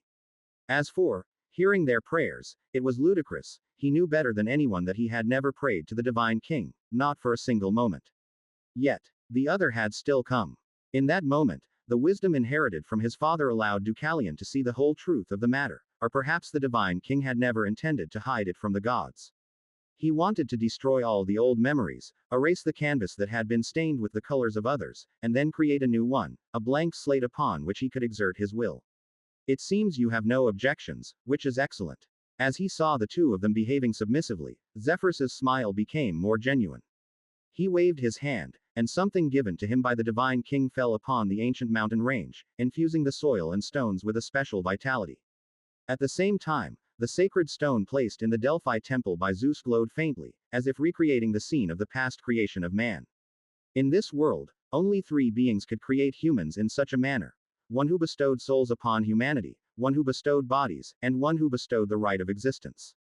The first two remained unchanged with the passage of time, but the latter was tied only to the position of the divine king. Now that Zeus was the divine king, and since he did not intend to make further modifications to the human body and soul, he could use this simple method to bring forth humans here. This act of creation was not divine but more akin to the exercise of authority, a reenactment of certain objective laws. Since it is so, I shall now convey the will of the divine king. With a smile, the god of the west wind slowly began to speak. Before him, Deucalion and Pytha awaited, seemingly submissive, the command from the divine king. But just as he was about to speak, another calm voice suddenly resounded. I have come in answer to your prayers, now, hear my oracle. Startled, Zephyrus instinctively searched for the source of the voice, then quickly understood. His gaze turned icy as he looked at the two in front of him, realizing that these children of the gods of punishment had deceived him. But in this moment, Deucalion seemed indifferent to this revelation. He simply took Pytha's hand and bowed respectfully. The fairest in Olympus, the upholder of divine order, the great Themis, who establishes covenants for the world, we, the descendants of Iapetus, listen to your reprimand here. Leave Panacus, return to the mortal realm, the goddess's voice replied, cover your faces with a veil, unbelt your waists, cast the bones of your mother behind you, and your wish shall be fulfilled. Mother. Pytha was confused, thinking that the goddess was telling her that her mortal mother had passed away in the great flood. Instinctively, she wanted to refuse, for she did not wish to offend the spirit of Pandora after death. However, Deucalion stopped her again, simply bowing before and thanking the goddess for her guidance. Thank you for your mercy. Rising to his feet, Deucalion looked at the god of west wind not far away. Zephyrus, who had stood before them, now retreated a distance from the two, too wary to receive their homage to the goddess of law. But as they stood up and faced the two before them, the west wind god coldly said, so you deceived me earlier, just as the bronze humanity did, again deceiving the messenger of the divine king. Zephyrus swore that if they admitted to this, he would punish Deucalion with something far worse than what his father had suffered. For a moment, he seemed to forget that he hadn't intended to let them survive the creation of humans either. However, Deucalion only shook his head, responding calmly to the west wind's accusation. I merely spoke the truth. Lord Zephyrus, is not the great master of law a deity of Mount Olympus? The wind god did not respond, but transformed into a gust of air and vanished before them. Watching this, Deucalion finally breathed a sigh of relief and picked up a pebble from the ground, looking at Pytha beside him. Mother Earth is the origin of all, and the mother of gods as well. The soil and stones are her bones, and now, we do not act as Deucalion and Pytha, we are but a part of the world, descendants of Mother Earth in the mortal realm. Humans no longer need a creator, thus, they must veil their faces and shed their identities. They shall create beings as beings, not in the name of any particular individual. Somewhat puzzled yet compliant, Pytha nodded her agreement. Thereupon, they loosened their clothes, covered their faces, and walked onward, picking up stones from the ground and tossing them behind as they went. As the stones left their hands, transformation began. When they landed, inanimate objects became living beings. This new generation of life was not made by gods, they were self-made. Unseen, a peculiar force reverberated from this beginning point. The temple in the distance grew older and more mystical, the Bronze Age thus became part of history, and in the golden apple orchard of Mother Earth, a special fruit also matured a segment under the surprised gaze of the nymphs. In the depths of the spirit realm, the well of reincarnation also imperceptibly expanded a fraction. On the Aurora Plains, Humar calmly faced the end of life, and as his soul left his body, blessed by Laine before his departure, his gaze seemed to cross mountains and seas, witnessing this moment on the slopes of Mount Panacus. Yet perhaps because he was at the end of life, and at the beginning of death, the vision in his eyes appeared blurred. He did not see birth, but destruction. As heaven and earth part, you too will be like us. But humanity will only be better. The era would end, but humans would not, much like those who had survived but could no longer call themselves bronze. Thus, watching it all, the last of the bronze humanity closed his eyes. He had no worries, serenely welcoming the end that was his destiny. C-328. 85. The tiny man in the box. No one knows, just as Iapetus once unexpectedly glimpsed a corner of the future, another ever so ordinary mortal caught sight of destiny at the end of his life. He made a prophecy in this corner of the world, forgotten by all, and then he dispersed with the wind, merging into the dust. Perhaps centuries later, descendants will come here, but they will only wonder why only a skeleton remains in a city washed away by the flood, without remembering who he was or what he had done. Only the stone slabs placed in the temple might bear traces of his existence, truly enduring through the ages. Elsewhere, within the city's ruins, two teams that had escaped disaster departed separately. Due to differing faiths, they went in different directions, one westward, towards Olympus, the other southward, following the trail of the stars. The former was fortunate, for not far from their departure, they encountered Hestia, who had hurried over, guided by the power of faith. Upon learning of their deeds and moved by their devotion, Hestia ultimately allowed them to walk the world in her namesake as envoys. And the flame they had drawn from the original sacred fire later became the source of the sacred fire in the cities of the fourth order of humans. As humans gradually proliferated upon the earth, whenever a new settlement was to be established, the first thing people did was to draw forth these flames that could ward off ferocious beasts. Thus, those envoys recognized by the gods became the guards of the sacred fire in every city. Although they did not participate in rule, dedicating themselves to reclaiming the wilderness and dispelling darkness, they held significant status wherever they went. Just as the goddess once said, she planned to do nothing because she did not need any specific city or nation to regard her as their protector. Yet, it seemed she had done everything, for in every corner of the human world, her traces existed. As for the other group, led by Nuo, they continued to move forward, and the angels did not plan any further contact with them before they reached their destination. However, by coincidence or fate's guidance, these migrating people encountered a band of elves who had lost their homes to the flood. These beings born from the marshes did not have specific physical forms, at least most of them did not. But as nymphs born of lakes and marshes, they still needed to live near a water source. After their encounter, a delighted Nuo preached the greatness of the Lord and invited them to the city-building site guided by the stars. The elves, with nowhere else to go, ultimately agreed, willing to become followers of this supreme deity in exchange for a safe haven under the glow of the sacred fire. The last of the people scattered, and as the wind and sand swept through, no human footprints remained on the plateau. The undying sacred fire burned alone, bearing witness to less than a century's worth of bronze remnants. As time passed, everything would be buried in the past, with only history silently recording it all. Before long, months rushed by. On the fringes of the Aurora Plateau, greenery once again covered the land, its youthfulness still apparent. Since the floodwaters receded, under the dominion of Demeter, various plants immediately grew at rates tens of times faster, and in just a few months, the eastern region of the continent had returned to its former appearance. Regrettably, while vegetation could grow quickly, life could not. Aside from the occasional birds flying across the sky, there were no signs of animals on this flood-ravaged land. The earth fell silent, with only the sound of the wind and the rustling of the leaves breaking the quietude. It would undoubtedly take a long time for the eastern continent to fully recover to its pre-disaster state. However, on this day, at the edge of the plateau, beneath an unidentifiable tree, a peculiar sound suddenly emerged. Crack, crack, boom, crack, . Friction and noise arose from underground, as if something were digging, an unusual occurrence in the post-flood world. The ground's surface vibrated slightly, kicking up a bit of dust. At a certain moment, when the vibrations reached their peak, accompanied by a muffled boom, the soil was completely broken through. The outside light streamed into the hole, vaguely outlining a figure. Perhaps due to having stayed in the darkness for too long, he was motionless for a time. After a while, as if gradually becoming accustomed to the external light, the figure finally extended a hand out of the hole and then forcefully pushed himself up. Boom. Cough. Cough. Is it over now? Thankfully, it's not the worst outcome. His robe somewhat disheveled, Andy simply summoned a breeze to blow away the dust from his body. Although he still hadn't learned even the simplest witchcraft, these basic applications of spirit and element, indeed, were not too challenging for him. Moreover, it's worth mentioning that now, Andy had finally made further progress in meditation, reaching the domain of the fourth order. At this point, only the last barrier stood between him and legendary status. Perhaps in 10 years, perhaps in a few decades, but before the life of mortals ran out, he ultimately had the chance to explore that realm.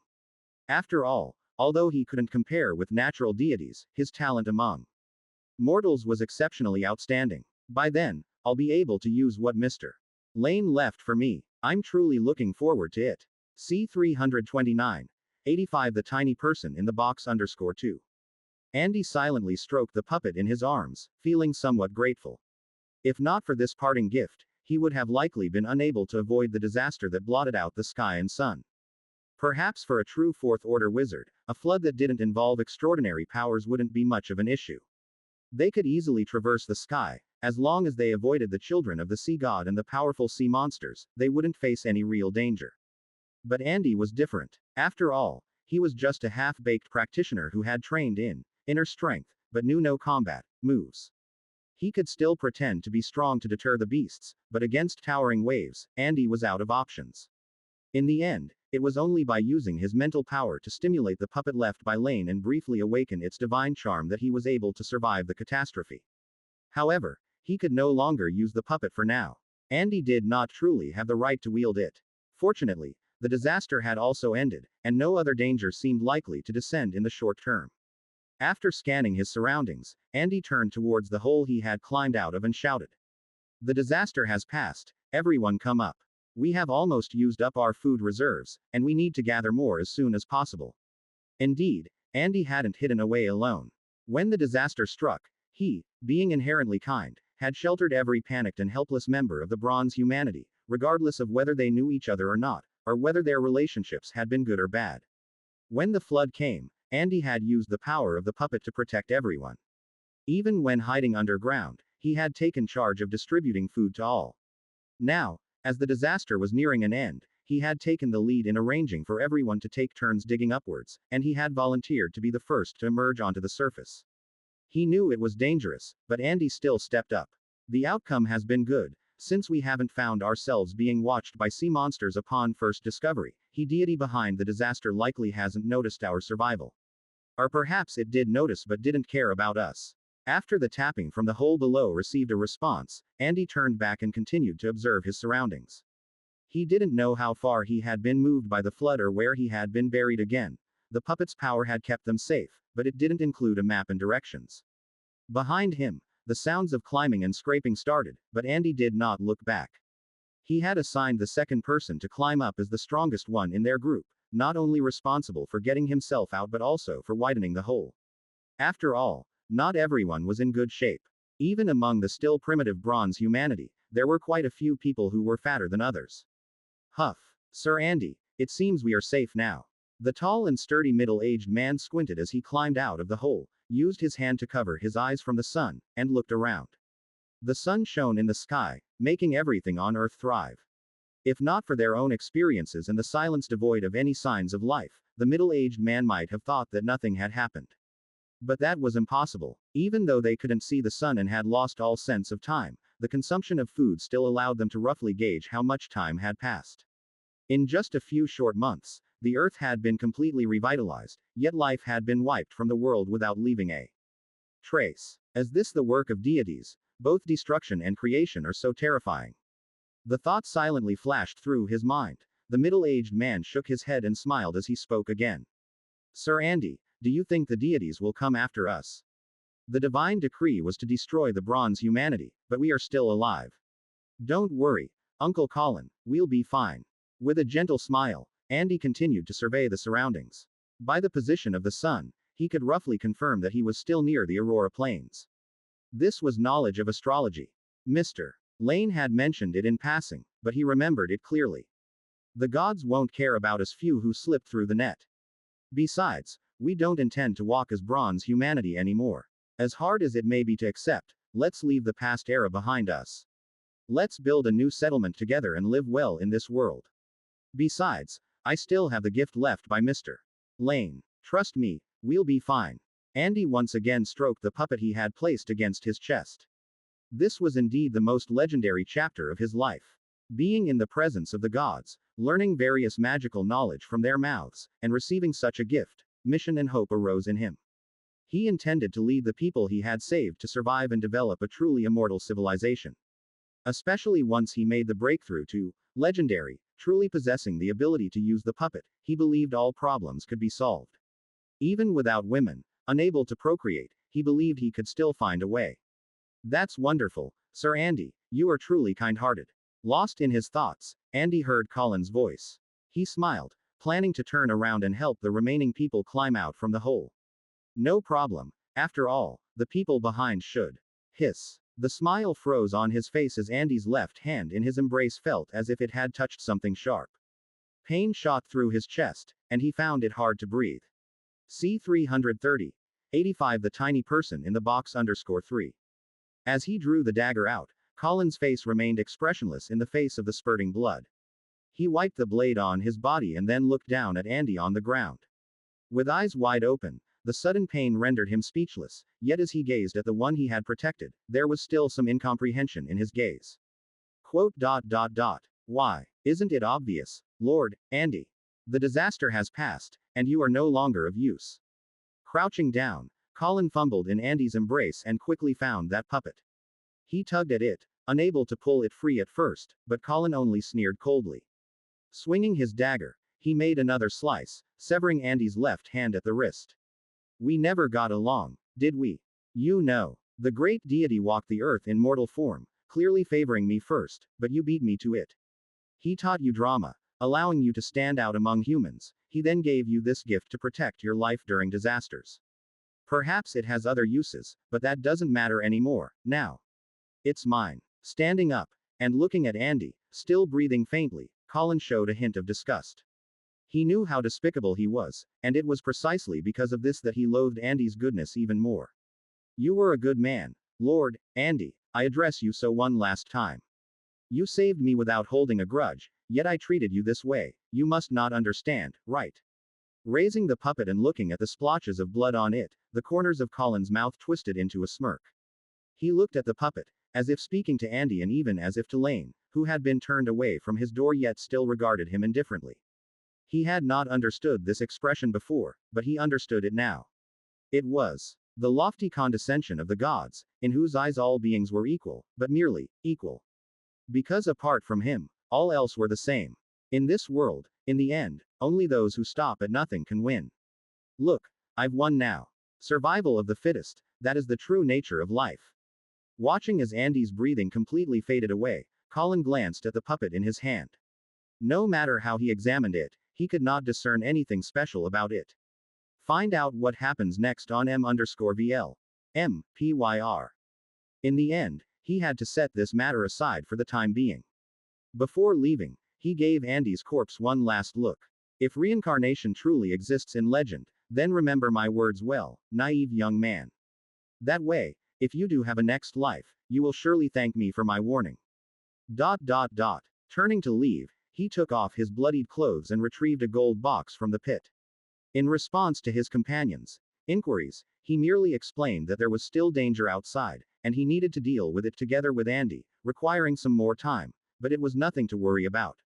Though food was scarce, half a day's wait was manageable, and with Colin being a craftsman by trade, his years holding a hammer made him tall and robust. Therefore, whether or not they harbored doubts, people chose to believe him. Back on the surface, Colin opened the box and placed the puppet inside. For the moment, he couldn't figure out how to use the thing, and considering the curiosity about his strange powers that people had underground, as well as the panic over divine punishment, Andy had ultimately explained that this divine gift, once used, couldn't be used again for a short period. Thus, Colin treated this as the norm. However, nobody knew if the puppet had any other problems, so he stored it in the gold box. Gold was rumored to have the ability to block certain influences to some extent, and although he didn't understand, he mimicked the practice. Placing the gold box near his chest, Colin took a long deep breath. Up to this moment, his nerves had been tightly wound. He had probed Andy with indirect questions, trying to confirm that although the man knew some strange little tricks, he truly lacked powerful abilities. But until he saw Andy's life fully extinguished, everything was uncertain. Maybe Andy was deceiving him, and he could actually call down lightning, easily turning the tables. Maybe Andy had some hidden aces, just like this never before heard of puppet. Or perhaps the puppet still possessed other special powers, and even the deity that gave the gift might descend in person. Fortunately, none of that happened. Not until this moment, when he had placed the puppet into the box, did his perilously risky scheme finally come to a close. To think that you actually told the truth. It serves you right to die like this. The deceit of the priests, people's initial gratitude towards you underground followed by their mixed complaints, and even my past hatred for you. If all this couldn't make you see the truth of this world, then it's better to leave the chance to me. Glancing at the nearby hole, Colin sneered contemptuously.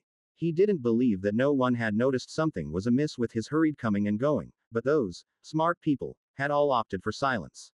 Perhaps when they learned of Andy's death, a few not so perceptive folks might come out to question him, but it didn't matter by then. Without the creator, without the priests, without the strictures of the old bronze humanity's societal structure, everything had returned to the primordial state on this refreshed land. And he, armed and robust, was the rightful ruler. With the outcomes of those few not perceptive individuals, he would show everyone who was in charge here. C331. 85. The tiny person in the box _4. Dragging Andy's corpse, Colin walked toward the distance. Anyway, guesses were just guesses, and he hadn't planned to openly present the fact that he had killed Andy. As long as there was no evidence, many people would convince themselves. HMPH. Bowing his head, Colin found that Andy's eyes seemed to still be watching him, so in the next moment, he destroyed them without hesitation. Being alive was one thing, but what could you do after death? Casually tossing the corpse into the distance, Colin retraced his steps. It was time to deal with internal issues. On the empty plain, only Andy's body lay toppled on the ground, its hollow eye sockets staring at the sky. The sun and the moon thus revolved. Click, click, click. In the dead of night, moonlight shone upon the earth, all was peaceful and serene. The goddess of the moon, Selene, drove her Milky Way across the sky, and if one had good eyesight, they could see another person beside her. The two of them together made the moonlight even more mysterious. Those beings with innate supernatural senses could detect that the light, different from normal, contained a special power that made them feel particularly comfortable. But this had nothing to do with the humans that had survived. After dealing with two disagreeable fellows, the remaining humans quickly reached a consensus. Andy had died fighting the beast, and the injured beast had fled. As for where the beast in this deserted world came from, who knew? As night fell and people saw daylight once again, they all went to sleep. Colin alone slept on a piece of green stone, the golden box resting on his chest. Although he didn't yet know how to use it, Colin did not want to let this treasure out of his sight for a moment.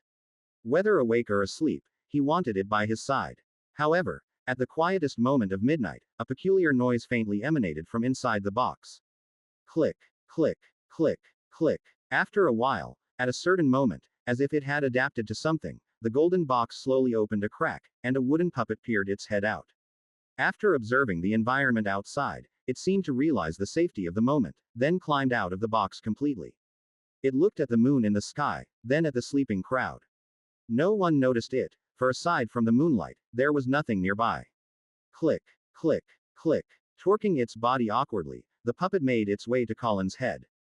For the tiny creature, this gigantic head was much larger than its own body, so much so that it had to climb to get on top. Fortunately, the night was deep, and today's experiences had indeed left Colin exhausted, so until the end, he didn't wake up. Click. Standing on Colin's cheek, the puppet tilted its head. It stared at the slumbering middle-aged man, slowly extending its hands. It seemed to want to shove its arms into the other's eye sockets, but after a long silence, it did nothing. Not because it still harbored any kindness, but at this moment, it had a better idea. Every lifeform needed power to survive, and it was no exception. Now, having survived in this special form, it finally understood why one needed to step into the transcendent realm to use the puppet. But it was too late for everything. Since it hadn't started on the right track, it had to make do with other methods to try to make up for it. And all this depended on a certain special energy. The night concealed everything, and accompanied by the sound of joint friction, the puppet climbed back into its new home. Only this time, when it returned, it had an additional thin notebook in its hand. The infinite pages once recorded every play of the puppet's life. Naturally, this new one would not be an exception. Click, click, ... The sun rose, and everything seemed as if nothing had happened. A new day had arrived, and no one knew what future awaited these survivors. C332. 86. Prelude, the sun, the moon, and war. Dawn broke, and all things began to stir. Waking from his slumber, Colin touched the golden box, taking comfort in its cold heaviness. He looked around, and as before, aside from the resting crowd, there were no signs of other life. Perhaps because it was the first time he had taken the life of one of his own kind, his dreams last night were none too pleasant. A dead man had emerged, questioning whether he felt any remorse, but he simply sent the man off with another cut of his blade. What's done is done, what was there to regret? The indifferent attitudes of the others had already proven who was right and who was wrong. Now, rather than dwelling on the past, it was more urgent to secure more food. It's a good thing we still have plants. If there was truly nothing, we might have escaped the flood only to starve to death here. Shaking his head, despite the fact that it was a divine flood that had left them in this predicament, they still had to rely on the plants fostered by the gods to survive. Such was the insurmountable gap between mortals and deities. Rolling off the stone slab, Colin woke the others who were still in their dreams. Now that they were safe, it was time to consider their next destination.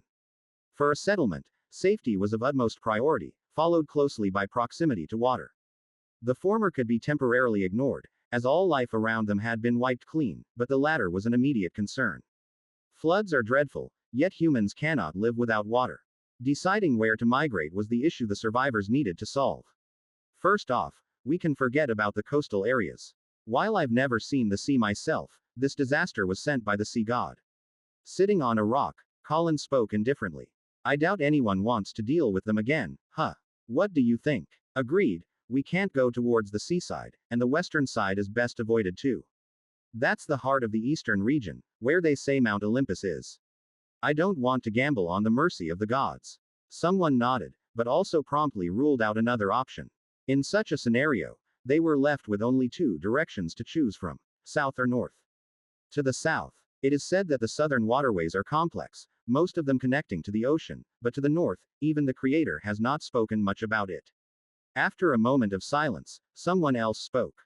If the gods pay little attention to it, then it's probably the best place for us to settle, though the climate there is colder, the furs we have stored should suffice. As these words were uttered, they immediately elicited cries of agreement from the people, and Colin also expressed his approval. However, just as they were settling on a decision, he glanced over the crowd and suddenly furrowed his brow, asking, "Where's Ruby? Why isn't he here?" He was an old acquaintance, the first to stand up and believe in him yesterday. But strangely enough, Colin did not see him among the group. He was a bit hungry and went to look for fruit trees nearby. Though we still have some stored food, nothing beats the taste of fresh fruit. Upon hearing this explanation, Colin nodded. He wasn't particularly concerned and soon started rounding up everyone to pack their things. By midday, they had unearthed their stashed supplies, and a few who had learned the necessary skills came together to assemble a simple cart with the meager materials at hand. Others set off to gather food, since edible plants were not found everywhere. They attended to their preparations well in advance. With these tasks complete, Colin checked the position of the sun and decided they would set off formally after everyone returned in the afternoon. The blazing sun overhead was not the best time for traveling. Suddenly, a shrill scream pierced through the distance, abruptly alerting the just settled survivors. The crowd fell silent for a brief moment, but the mournful howling continued, and the atmosphere grew increasingly tense. At this point, Colin surprisingly breathed a sigh of relief. If someone had encountered some formidable creature, it would not be possible to still be screaming now. The only likelihood was an accident. Given the circumstances, it was time for him to step forward. Don't panic. I'll go have a look. You all stay here. Don't move. He spoke loudly, stepping forward resolutely under the gaze of everyone. After walking a few hundred paces, beneath a tree's shade, he saw the screaming figure clutching his wrist. It was Ruby, who had left earlier. Scattered around him were some fruits, and a sharp part of a large stone beneath the tree was smeared with blood, silently narrating what had just happened. The events were clear. It was the mishap of Ruby slipping while picking fruit from the tree, crashing his wrist against the stone, and breaking it as a result. Save me. Seeing a familiar face, Ruby desperately cried out for help, his pain making him feel as if he was dying. Seeing this, Colin hurried over to support him. Don't panic. You're just injured in the hand. Looks beyond saving, but luckily it's the left, not so problematic. He tried to comfort him, but Ruby's cries of pain didn't stop. As Colin looked at Ruby's wrist still bleeding, a shadow of gloom draped over his mind. They were few in number, and those he was on good terms with were even fewer. He hoped there would be no more accidents along the journey to come, or else the long road of migration promised to be full of hardships. In the wake of the disaster, Colin's group was but a minor chapter on the vast earth. Outside of themselves, no one paid heed to these remnants of a bygone era. Heading north, the weather gradually grew colder, but fortunately, there were still plenty of animal furs left, helping them fend off the increasingly bitter chill. C333. 86. Prelude, the Sun, the Moon, and War _2. However, the climate was but a minor concern. Along the way, what truly began to unsettle Colin's party was the accidents that occurred every so often. In the beginning, no one paid much attention, dismissing it as an individual's bad luck, but as the incidents became more frequent, panic started to spread among the crowd. There had been attempts to escape the group, but the outcome was far from good. The horribly mutilated corpse of a runaway was found days later, and what unspeakable horrors they suffered before death remained a mystery. Everyone thought this was a punishment by the deities, perhaps they still couldn't escape the disaster, only Colin's eyes widened at the scene. The manner of the corpse's death was all too familiar to him. There were rumors among the bronze humanity about souls. It was said that the stronger and more obsessed a soul became in life, the more likely it could resist the call from the deep spirit realm after death, lingering between this world and the surface of the spirit realm, surviving in an alternate form. Some said that during days when the plague spread, those transparent figures wandering through the city at night were the souls of the deceased, clinging to the mortal realm, reluctant to leave. In that moment, Colin connected all the dots, thinking about the strange little tricks, and then what he himself had done. He couldn't help feeling a chill. Yet in the end he said nothing, and continued leading the people onward. If these people knew that the source of the accidents might be related to him, Colin probably wouldn't be able to sleep again. Luckily, it hadn't come to that yet, and somehow, he felt that these accidents weren't meant to kill them. It just didn't want to let them leave, letting them live in fear. This thought caused a flicker of speculation to pass through Colin's eyes. This behavior felt strangely familiar to him. As the three groups of bronze humanity successively departed, on the other side, beyond the vast Panassus mountain range, opposite the Delphic Great Plains, new humans finally appeared upon the earth. They looked around in bewilderment, but this time, no one came to guide them. Even Deucalion and Pytha were not allowed to stay behind, or rather, had it not been for Themis's intervention, they wouldn't have been able to preserve their lives. The new humans would have to understand this world on their own. They might suffer some deaths and injuries, but it would also make them truly aware of the dangers of this world, and later appreciate the preciousness of safety. They were destined to migrate away from Delphi, for it marked the boundary of the flood. On the other side of the mountains, even the mountains themselves, the beasts and mighty creatures were unaffected. Driven by them, humans would scatter in all directions, gradually spreading to every corner of the earth. The territories previously defined by the gods would become relevant at this time. Then, they would show divine signs at the appropriate time, prompting humans to seek their protection spontaneously and build temples to worship them. However, there are always exceptions. Compared to the land, the sea struggled to gain populations through this primitive diffusion, forcing the divine king to allow some sea gods to take a few humans to the islands. It was both a blessing and a constraint, for the areas of the islands were limited after all, while only the mainland could sustain millions of mortals. And so, as seasons changed, the mortal realm underwent various transformations, which did not affect the eternity of the deities. It seemed the gods had returned to their old ways, using banquets and nectar to release their boundless energy. Until one day, Zeus discovered with joy that following the bloodline's call, he was about to have offspring. 2 offspring were about to come into this world. It was Leato, the goddess of nursery coming from the stars, whom the divine king had tried to sense. The response from his authority was a warm and intense light. There was no doubt, a mighty deity was about to be born. If it had been before, the divine king would have been deeply cautious, but now, he had grown somewhat indifferent. Even Métis, who was fated to bear him a son and a daughter, could be silenced so quietly, which showed that nothing was unchangeable in the face of true power. If his grandfather had not unified patriarchy and kingship with the sky but had the power to contend with the primordial gods through a single authority, and if his father had possessed such great power from the start of his reign, perhaps they too could have held off the advent of fate. Of course, the reason they did not possess such power might well be an effect of fate itself, but that was of no concern to Zeus. The king of a foreign realm, a power from beyond the world, was something outside the chaos world, and now that he had the chance, he shouldn't hesitate any longer. However, the joy belonged to him and not to them. When Zeus entered Hera's chamber, an icy chill almost hit him in the face. Hera, you two are about to bear our child. Even before his birth, I can already feel his keen spirit. Olympus will soon have another powerful pillar. Does that not warrant a smile from you? Entering Hera's chamber, Zeus ignored the greeting from Aglaea, who was heading out of the palace. Indeed, not just Leato, but using the sensation from the half of fertility authority, he learned of this good news. Hera was also carrying his progeny.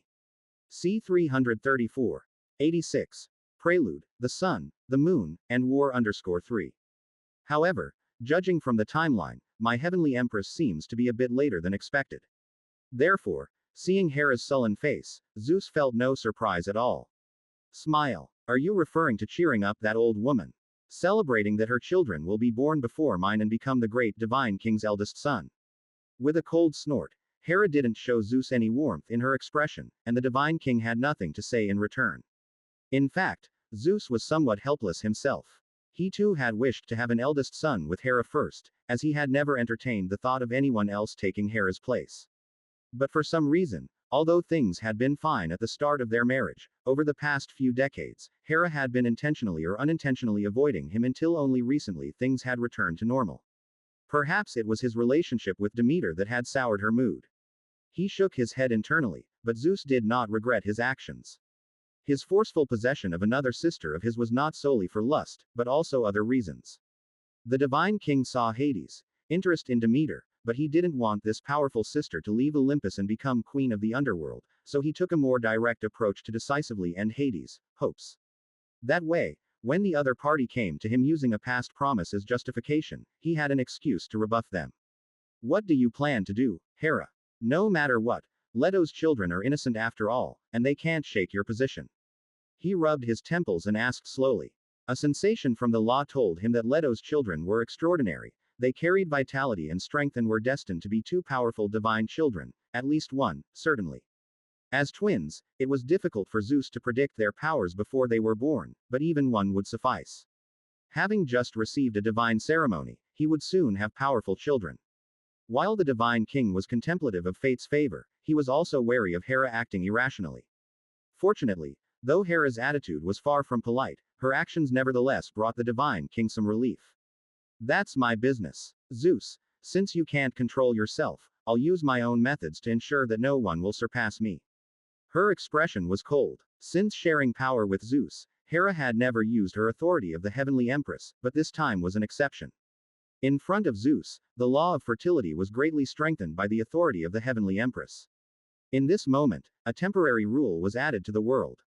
Before the birth of Hera's children, as long as Leato remained within the lands ruled by the divine court, the law of fertility would resist her, preventing the birth of her divine son and divine daughter. Even though such an overt defiance of instinctual law couldn't last long, the heavenly empress didn't need it to endure much. Now, you may leave. She glanced at Zeus indifferently and dismissed him with a wave of her hand. He wasn't there to see her, he simply wanted to know how she would react to this situation.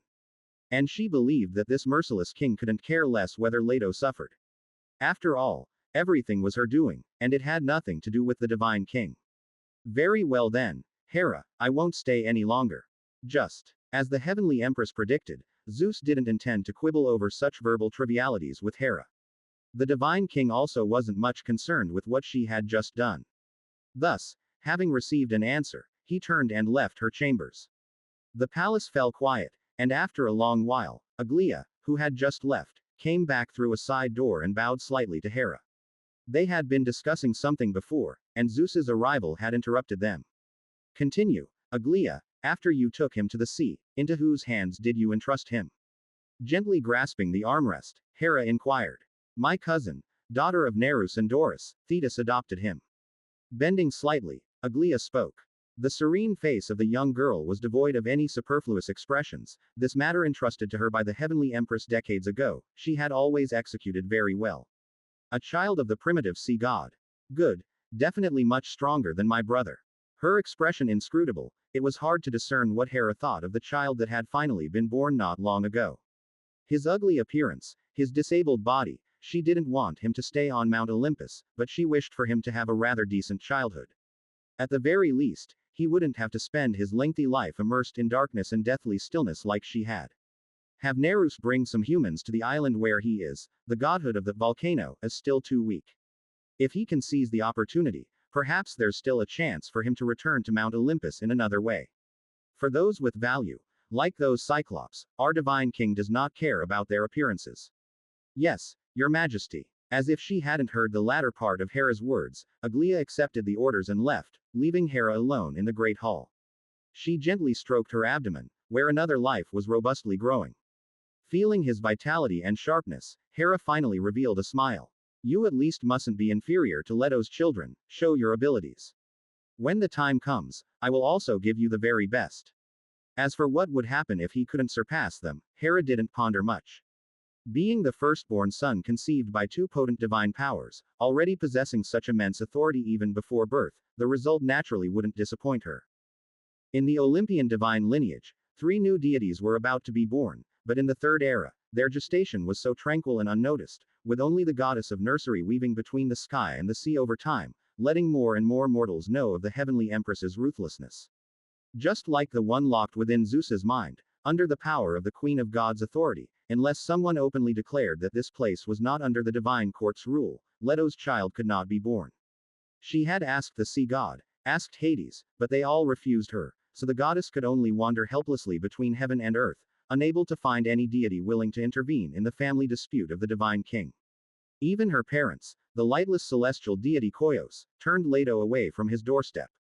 In the past, this reclusive ancient god had already warned her to stay away from the divine court, especially from the divine king, but Leato was immersed in Zeus's sweet nothings. Thus, when she turned to them, the ancient Titan god turned a blind eye to her. Only the deity Asteria secretly felt compassion for her sister's plight. In the original myth, Leto's sister would eventually commit an act in defiance of the heavenly empress's commands, transforming a falling star into an island for her childbirth, but this time, fate took a completely different direction. One night, the moon in the sky and the moon in the spirit realm both sensed a closeness, and to the southeast of the earth, an existence closely related to them was being nurtured. And so, on this day, the silver chariot took a turn, changing direction in the night sky, sparking endless speculation among mortals, and the first oracle from the land of Starfall also descended in front of the temple, humble yet clearly built with intent. C. 335. Chapter 87. Only one day.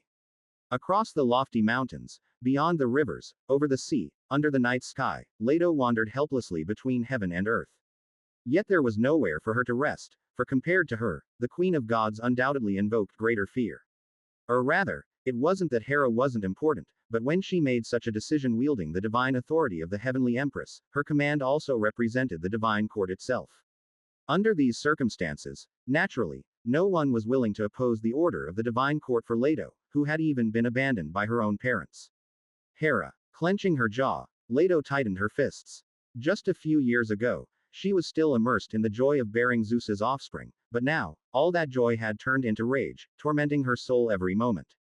Her fury wasn't directed at Zeus. In fact, the divine king had anticipated that Hera wouldn't let the matter slide so easily, so he had made preparations early on. He had told Leato about the difficulties he faced as the divine king, the perilous situations he had to confront. Outside, the Titans refused to submit, and there were beings like Mother Earth and the deities of the spirit realm threatening his kingship. Internally, his brothers covetously eyed the throne, and Hera was a woman with a strong sense of jealousy. In order not to fall into disarray amidst external threats, he had no choice but to make repeated compromises to Hera, to the extent that even the divine king could not prevent certain behaviors of the heavenly empress.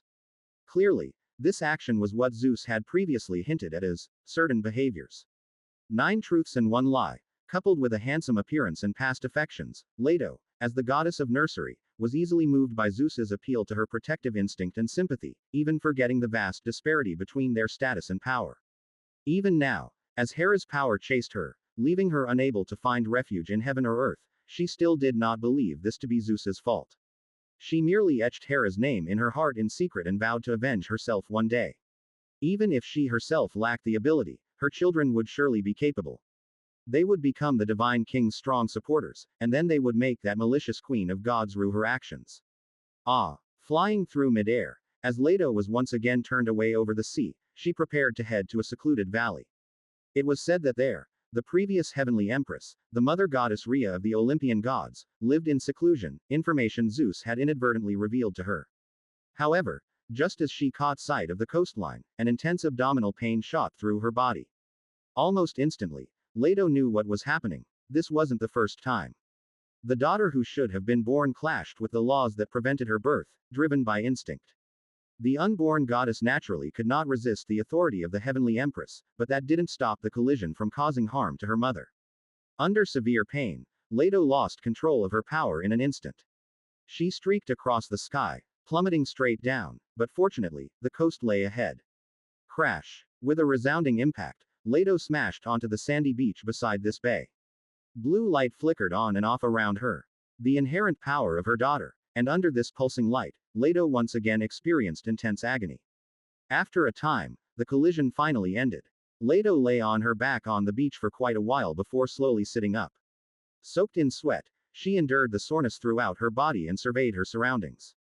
A bay that shaped like a crescent moon, calm and gentle waves. In the future, this would become an excellent natural harbor.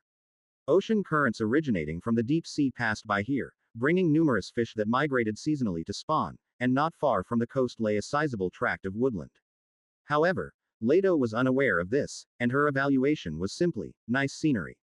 Moving her gaze away from here, she sensed a special aura in the distance away from the coast instead. That feeling, she had experienced more than once, pure and warm, it went straight to the soul. It had appeared on Helios's sun chariot, later stolen by Prometheus. Quote. There are humans here. Some doubt crossed her mind, but Leato was surprised rather than preoccupied with further thought. Logically, the new generation of humans that had just been born should not be in this place, but it didn't concern her much. Humans are the treasure of the gods, perhaps brought here by some deity. Poseidon, lord of the sea, was very likely. He was not one to follow rules, and perhaps this was the human city he built in defiance of his promises. Conveniently, she was planning to find a place to recover, and since there were humans here, they were obliged to serve her, which would also be an honor for these mortals.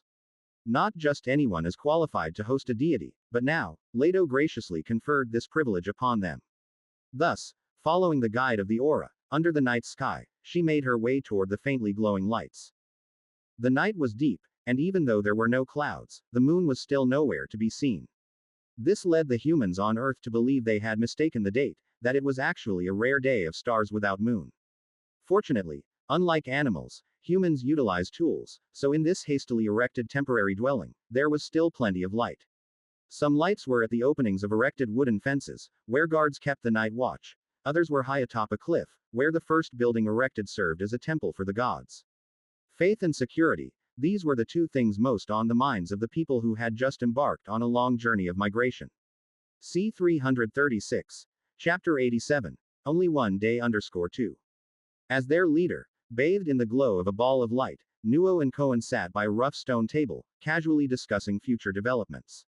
We're still short of hands, but we can't neglect the future. Everything needs to have a plan beforehand, built on a sufficient scale.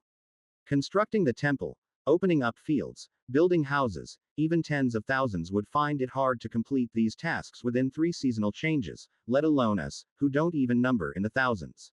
Shaking his head slightly, Nuo seemed to be complaining about the difficult situation, but Cohen could tell at a glance that the other's mood was actually quite good. Of course, not just Nuo, Cohen's mood at this moment was equally good.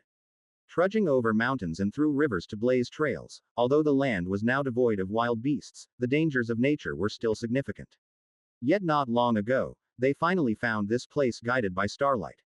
A quiet bay, fertile land, exposed ores on the surface, and a sizable freshwater lake. Apart from lacking dangerous terrain, this place had almost all the excellent conditions for establishing a city. So, they immediately took root here, building an altar for the sacred fire. And the temple for the worship of the deity. It was a huge project in itself, because even the temple of the bronze humanity had largely relied on Prometheus's help to complete those magnificent constructions in primitive times. But now, humans led by Nuo, though without the help of the deity, had Cohen, whose power in the mortal realm was no less than that of the deity. Hence, the temple was quickly erected on the highest cliff, but when it came to the statues of the gods, the two encountered a difficulty. Neither Nuo nor Cohen knew how to carve the Lord's image, so out of helplessness, they enshrined the astrolabe instead. Using a sacred artifact in place of the god's image was a barely acceptable solution. It will develop. Nuo, after all, we already have a new generation. Perhaps the populace is small now, but the next generation will have populations multiplied manifold. One day, millions of humans will live here, establishing a magnificent civilization. It won't be like the golden humanity, clinging to the old ways for a millennium without change, nor like bronze humanity, fleeting in a moment, but will endure forever. Feeling a little emotional, yet reflective. At this moment, Cohen vaguely felt that the strange sensation he had experienced during his confrontation with Triton once again welled up in his heart. But this time, it wasn't as intense as before. There were no swift changes, only slow and steady. You're right, Cohen. The holy city cannot be built in a day, and I need not be so hasty. Beside him, Nuo smiled, looking toward the west where the freshwater lake lay.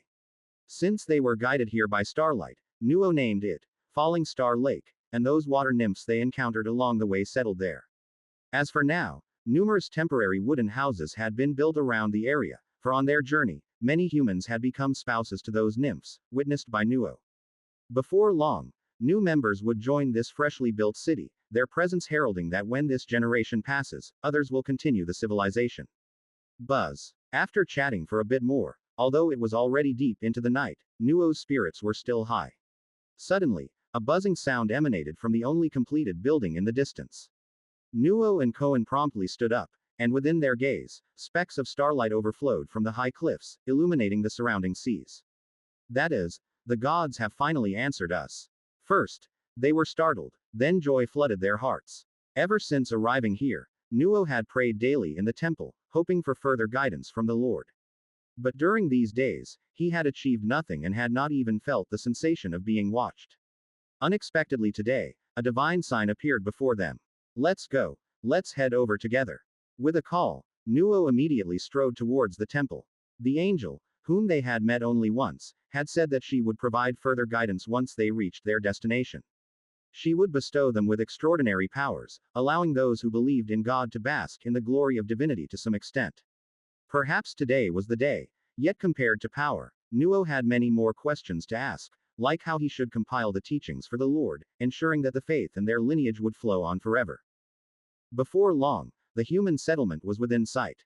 Deity was still deity. Even if Leato had just sustained considerable loss of her vital essence, her body remained beyond mortal comparison. A distance that would take a common person half a day to cross was not far for her, and soon, she spotted human figures.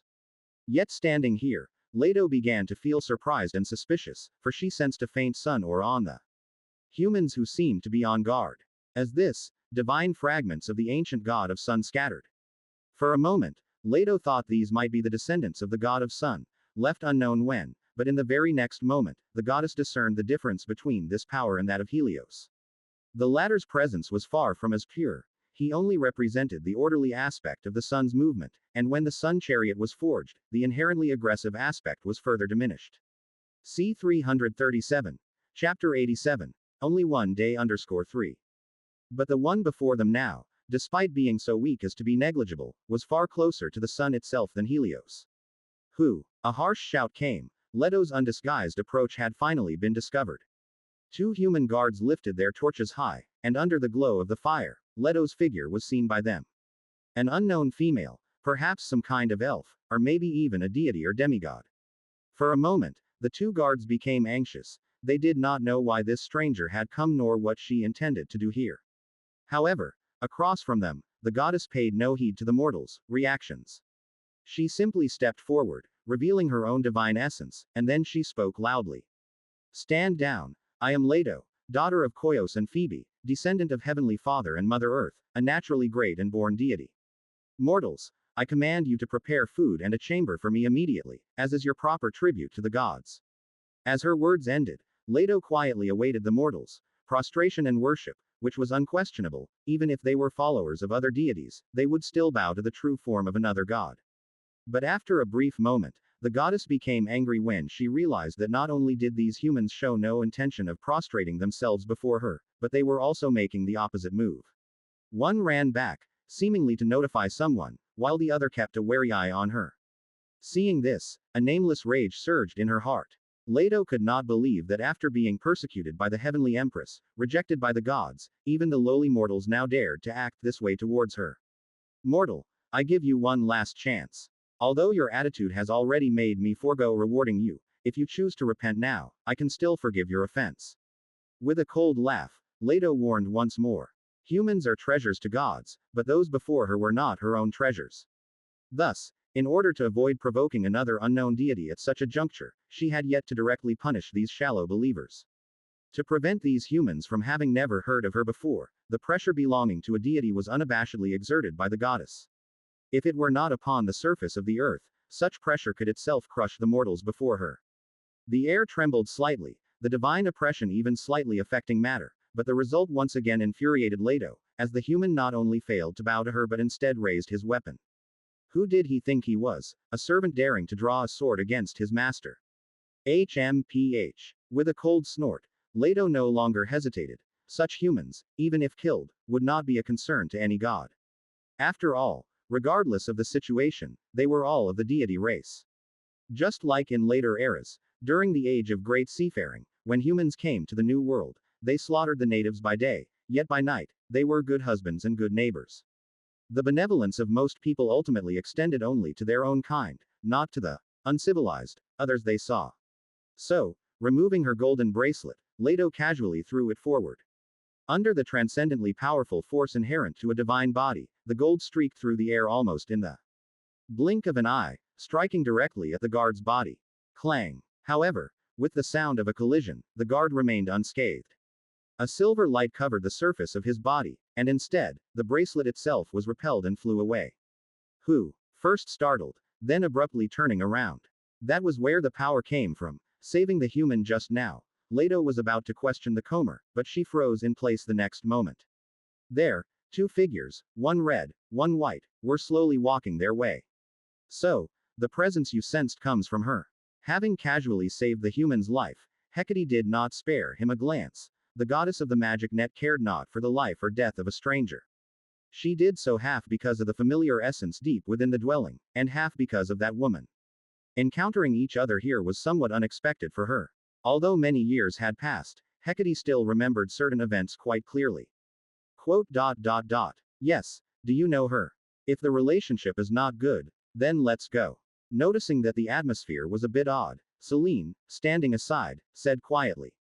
Despite her tall figure that made her seem like an elder to the red-clothed witch, the moon goddess's voice was as feeble as ever. Leave. That's not necessary, but I do indeed know her, even if. Holding on to Selene standing by her side, Hecate suddenly had an enigmatic smile on her lips. She looked at the black-robed goddess opposite her, and on her side, Leto's gaze held disbelief and avoidance. She's probably my relative, Selene, to be more precise, she's my aunt, although. The words paused momentarily, then Hecate continued with a smile. Although, she only was for one day. See 338. Chapter 88. 3 Conditions and Maturity. A day. As Hecate's voice fell, a noticeable silence descended upon the scene for an instant. Leato looked at the goddess in the red dress before her, her hesitation turning into a mix of surprise and doubt, while Selene glanced at the black-robed goddess across from her and finally understood her identity. The sister of the goddess of stars, Asteria, the Titan goddess Leato. Over the years, as Selene guided her silver moon chariot across the sky, she had seen this goddess meeting with the divine king under the cover of night more than once, and the other party's recent plight was no secret either. After all, the zodiac and binuo territories are the core of the starry sky, and when Leato went to the dwelling of Koios, the principal god of the Titans, she could not avoid the gaze of the goddess of the moon. So watching this scene, Selene closed her mouth, deciding to remain a quiet bystander. Although the reason they came here was Selene's subtle premonition, now, she thought it was better to let Hecate deal with the situation herself. Quote. Are you the child of Asteria? During the turnover of the epics, you were actually the goddess of the magic net. Leato could hardly believe it but had no choice but to accept it, as the familiar bloodline aura and unique power in front of her proclaimed the other's identity. There had never been a deity who could be born twice, and Leato had not dared to confirm that the deity who had once again proclaimed her birth to the world was the daughter of her banished sister. But now, such was the reality. Why do you obstruct me? You too belong to the deity race. This mortal dares to disregard my command. Should I not punish his insolence?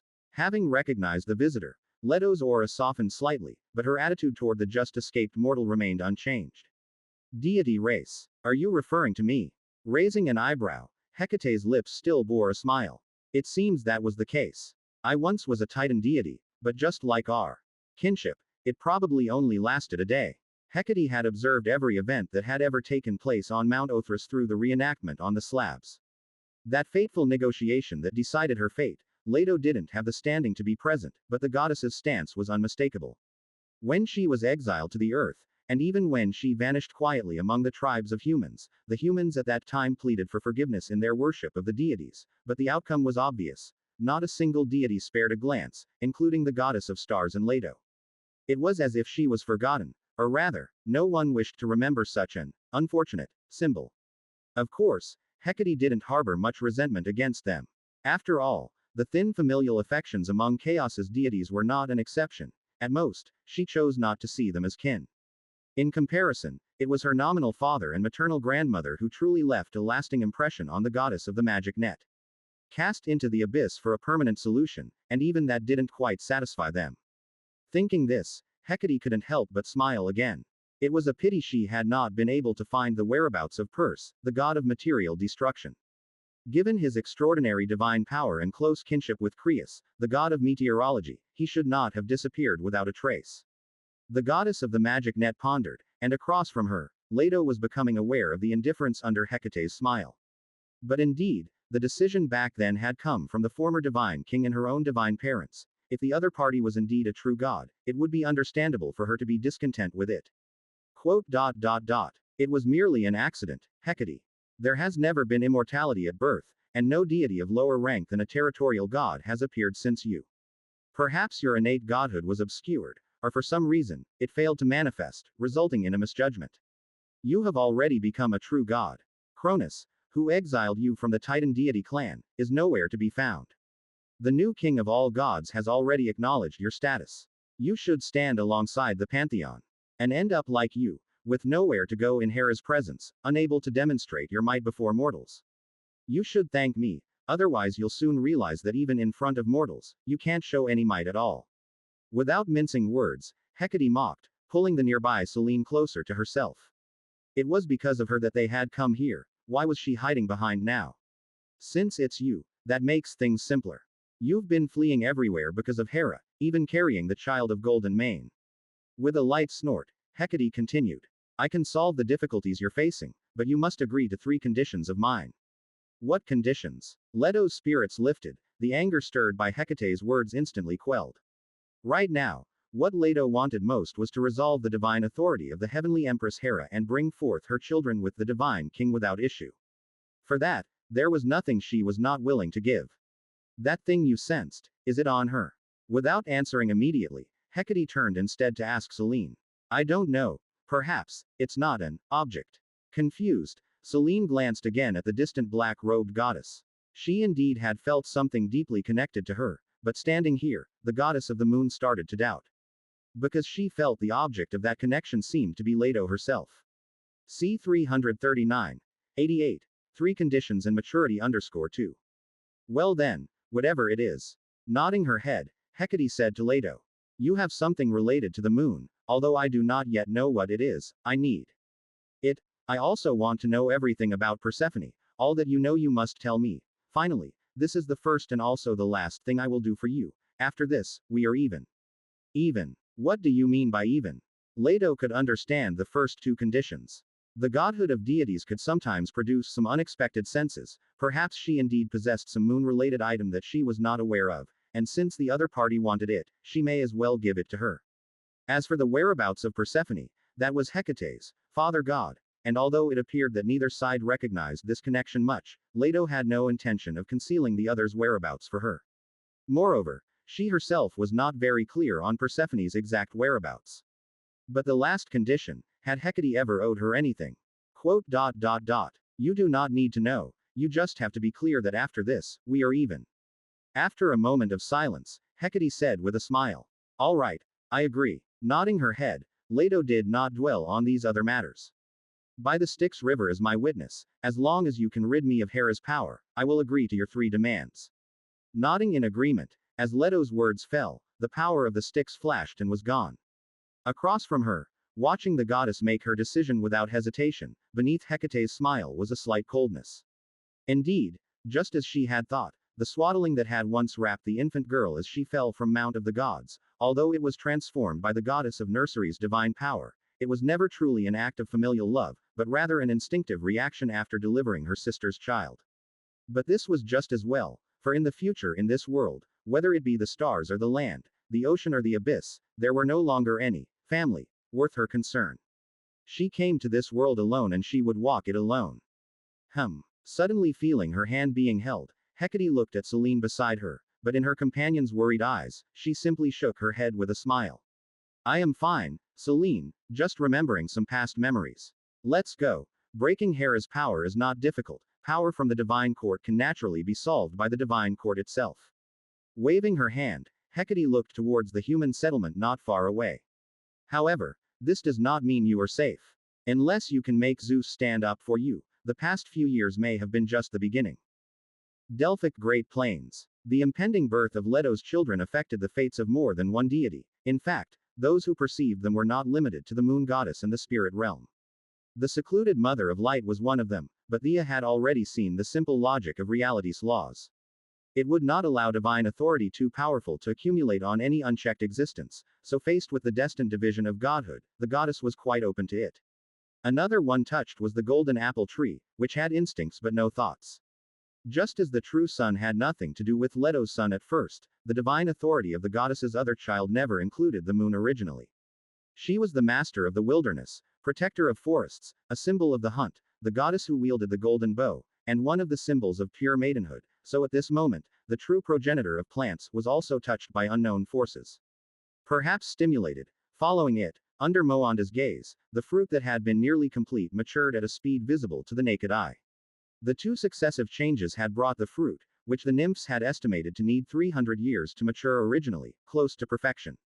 It could be today, or maybe tomorrow, that this divine fruit would mature, becoming the supreme creation of this world, allowing a postnatal life to share the immortal divine authority. Too fast. Some excitement, mixed with hesitation. The enticing voice of the ancient serpent seemed still to echo in her ears, and now, Moanda could no longer evade. She needed to confront an upcoming reality, that if she truly took this step, Mother Earth would inevitably see her as a deadly foe. Moanda understood Gaia. She wasn't the kind to weigh pros and cons. When she awakened, when she realized her own maids had betrayed her, when she discovered the golden apples had been taken from her, and even the life vase had completely fallen into the hands of others, what the enraged Mother Earth might do was unpredictable to anyone. If the laws of the present world couldn't protect her, hiding in the mortal realm wouldn't help. Moanda believed that, even if it meant falling into slumber for another 1,000 years, Gaia would never let her go because of these costs, unless she could make her old master realize that she couldn't do anything to this traitorous elf. So for Moanda at this moment, she had to find a backer for herself. That day just happened to be when the new divine king arrived.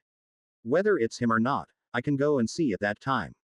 The last 2 divine kings weren't afraid of Mother Earth, he should be the same, right? If that's the case, then since he dared to have me do such a thing, he must be prepared to confront Mother Earth. If not, then I'll just have to pay a visit to the other primordial gods. Having made her decision quietly, Moanda knew that, no matter what, there was no turning back for her now. This special fruit was hanging there. Whether she ate it or not, the outcome would be the same. Besides, if she was honest with herself, Moanda was clear that even if given another chance, she would still make the same choice without hesitation. A once-in-a-lifetime opportunity, even if it meant becoming a pawn against Gaia, she had to take her place at the table first, to earn the right to see what the board looked like. Soon. What's coming soon? On the other side of the golden apple orchard, Veda looked at her friend nearby with curiosity.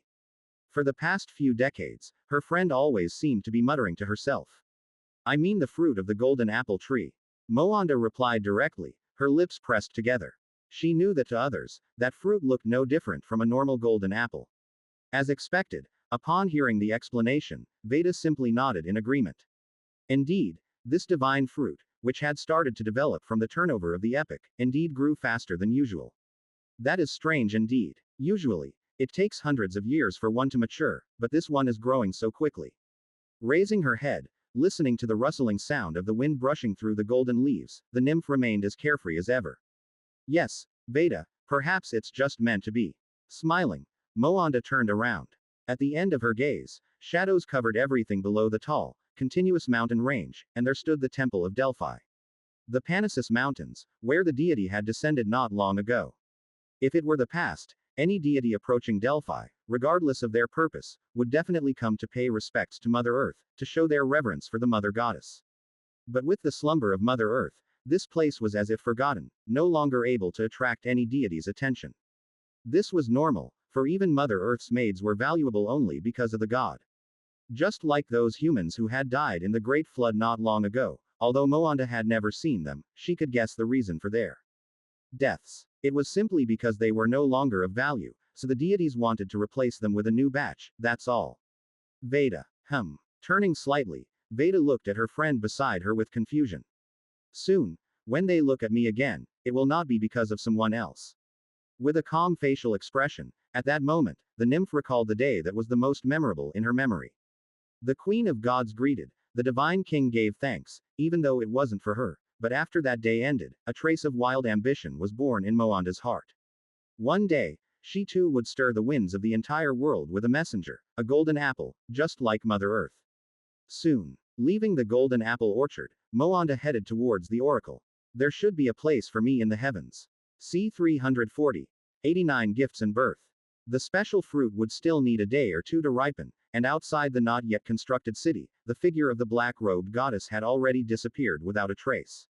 Since Leato had agreed to the request, Hecate had, as promised, fulfilled her commitment, which was not difficult for her. The goddess of the magic net simply extended her slender fingers and made a slight gesture in the void, and some kind of shackle was silently unlocked. Once, upon ascending to the throne, Zeus had promised that he would grant Hecate the right to be independent of the divine court, that the sky, the ocean, and the earth could not bind her. Though Hecate was not particularly concerned with this gift, she had nonetheless accepted it at the time. Now, the divine king's promise had finally found a use, albeit on his lover and the heavenly empress herself. The Queen of God's power stemmed from the divine king, and Zeus's word was the same. The two just slightly collided, and the limitations set by Hera disappeared without form or trace. Feeling a long-lost sense of relief, Leato couldn't wait to leave the place. If there were further delays, no one knew what Hera might do next, so no matter how the heavenly empress planned to cope, Leato was determined to give birth to the divine king's firstborn today, an outcome now unchangeable. Hey, what's your name? After Leato had departed, the faithful guard who had been dutifully stationed was finally remembered by the two goddesses left behind. Turning around, Hecate casually inquired. My name is Laine, your highnesses. His enunciation was clear, and although Hecate had just helped him, the guard named Laine still firmly adhered to his duties. Our leader will be here shortly, please wait a moment. Very well. In response to Lorraine's reply, Hecate merely nodded, for she sensed a familiar presence swiftly approaching their location. Indeed, in just a short while, accompanied by the sound of the air being torn, Cohen's figure appeared there. Laine, that deity is, you. His expression was somewhat surprised, as the person who had gone back to report had not described it this way.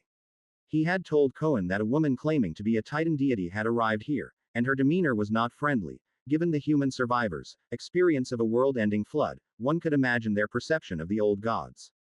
No one thought Leato harbored good intentions, which was why the two guards were so vigilant earlier. However, the scene before him clearly differed. Cohen could assure himself, Hecate definitely was not one of the Titans. It's me, it's been a long time indeed, but speaking of which, Uncle Cohen, do you have a place to stay here? Waving her hand, Hecate was not at all reserved. I'm going to wait here for my reward, and of course, I can help you build this place as a thank you for my temporary stay. You wouldn't refuse me, would you? Quote. Of course not. After a moment of silence, looking at the red-skirted girl who had never changed, Cohen nodded his head. It was not the first time the two had met since Hecate left the foot of Mount Othrys, but Cohen still did not know what to say. Perhaps it was because he used to care for her by the god's decree, yet was forbidden to communicate with her. Cohen had gradually become accustomed to listening to her talk while he remained silent.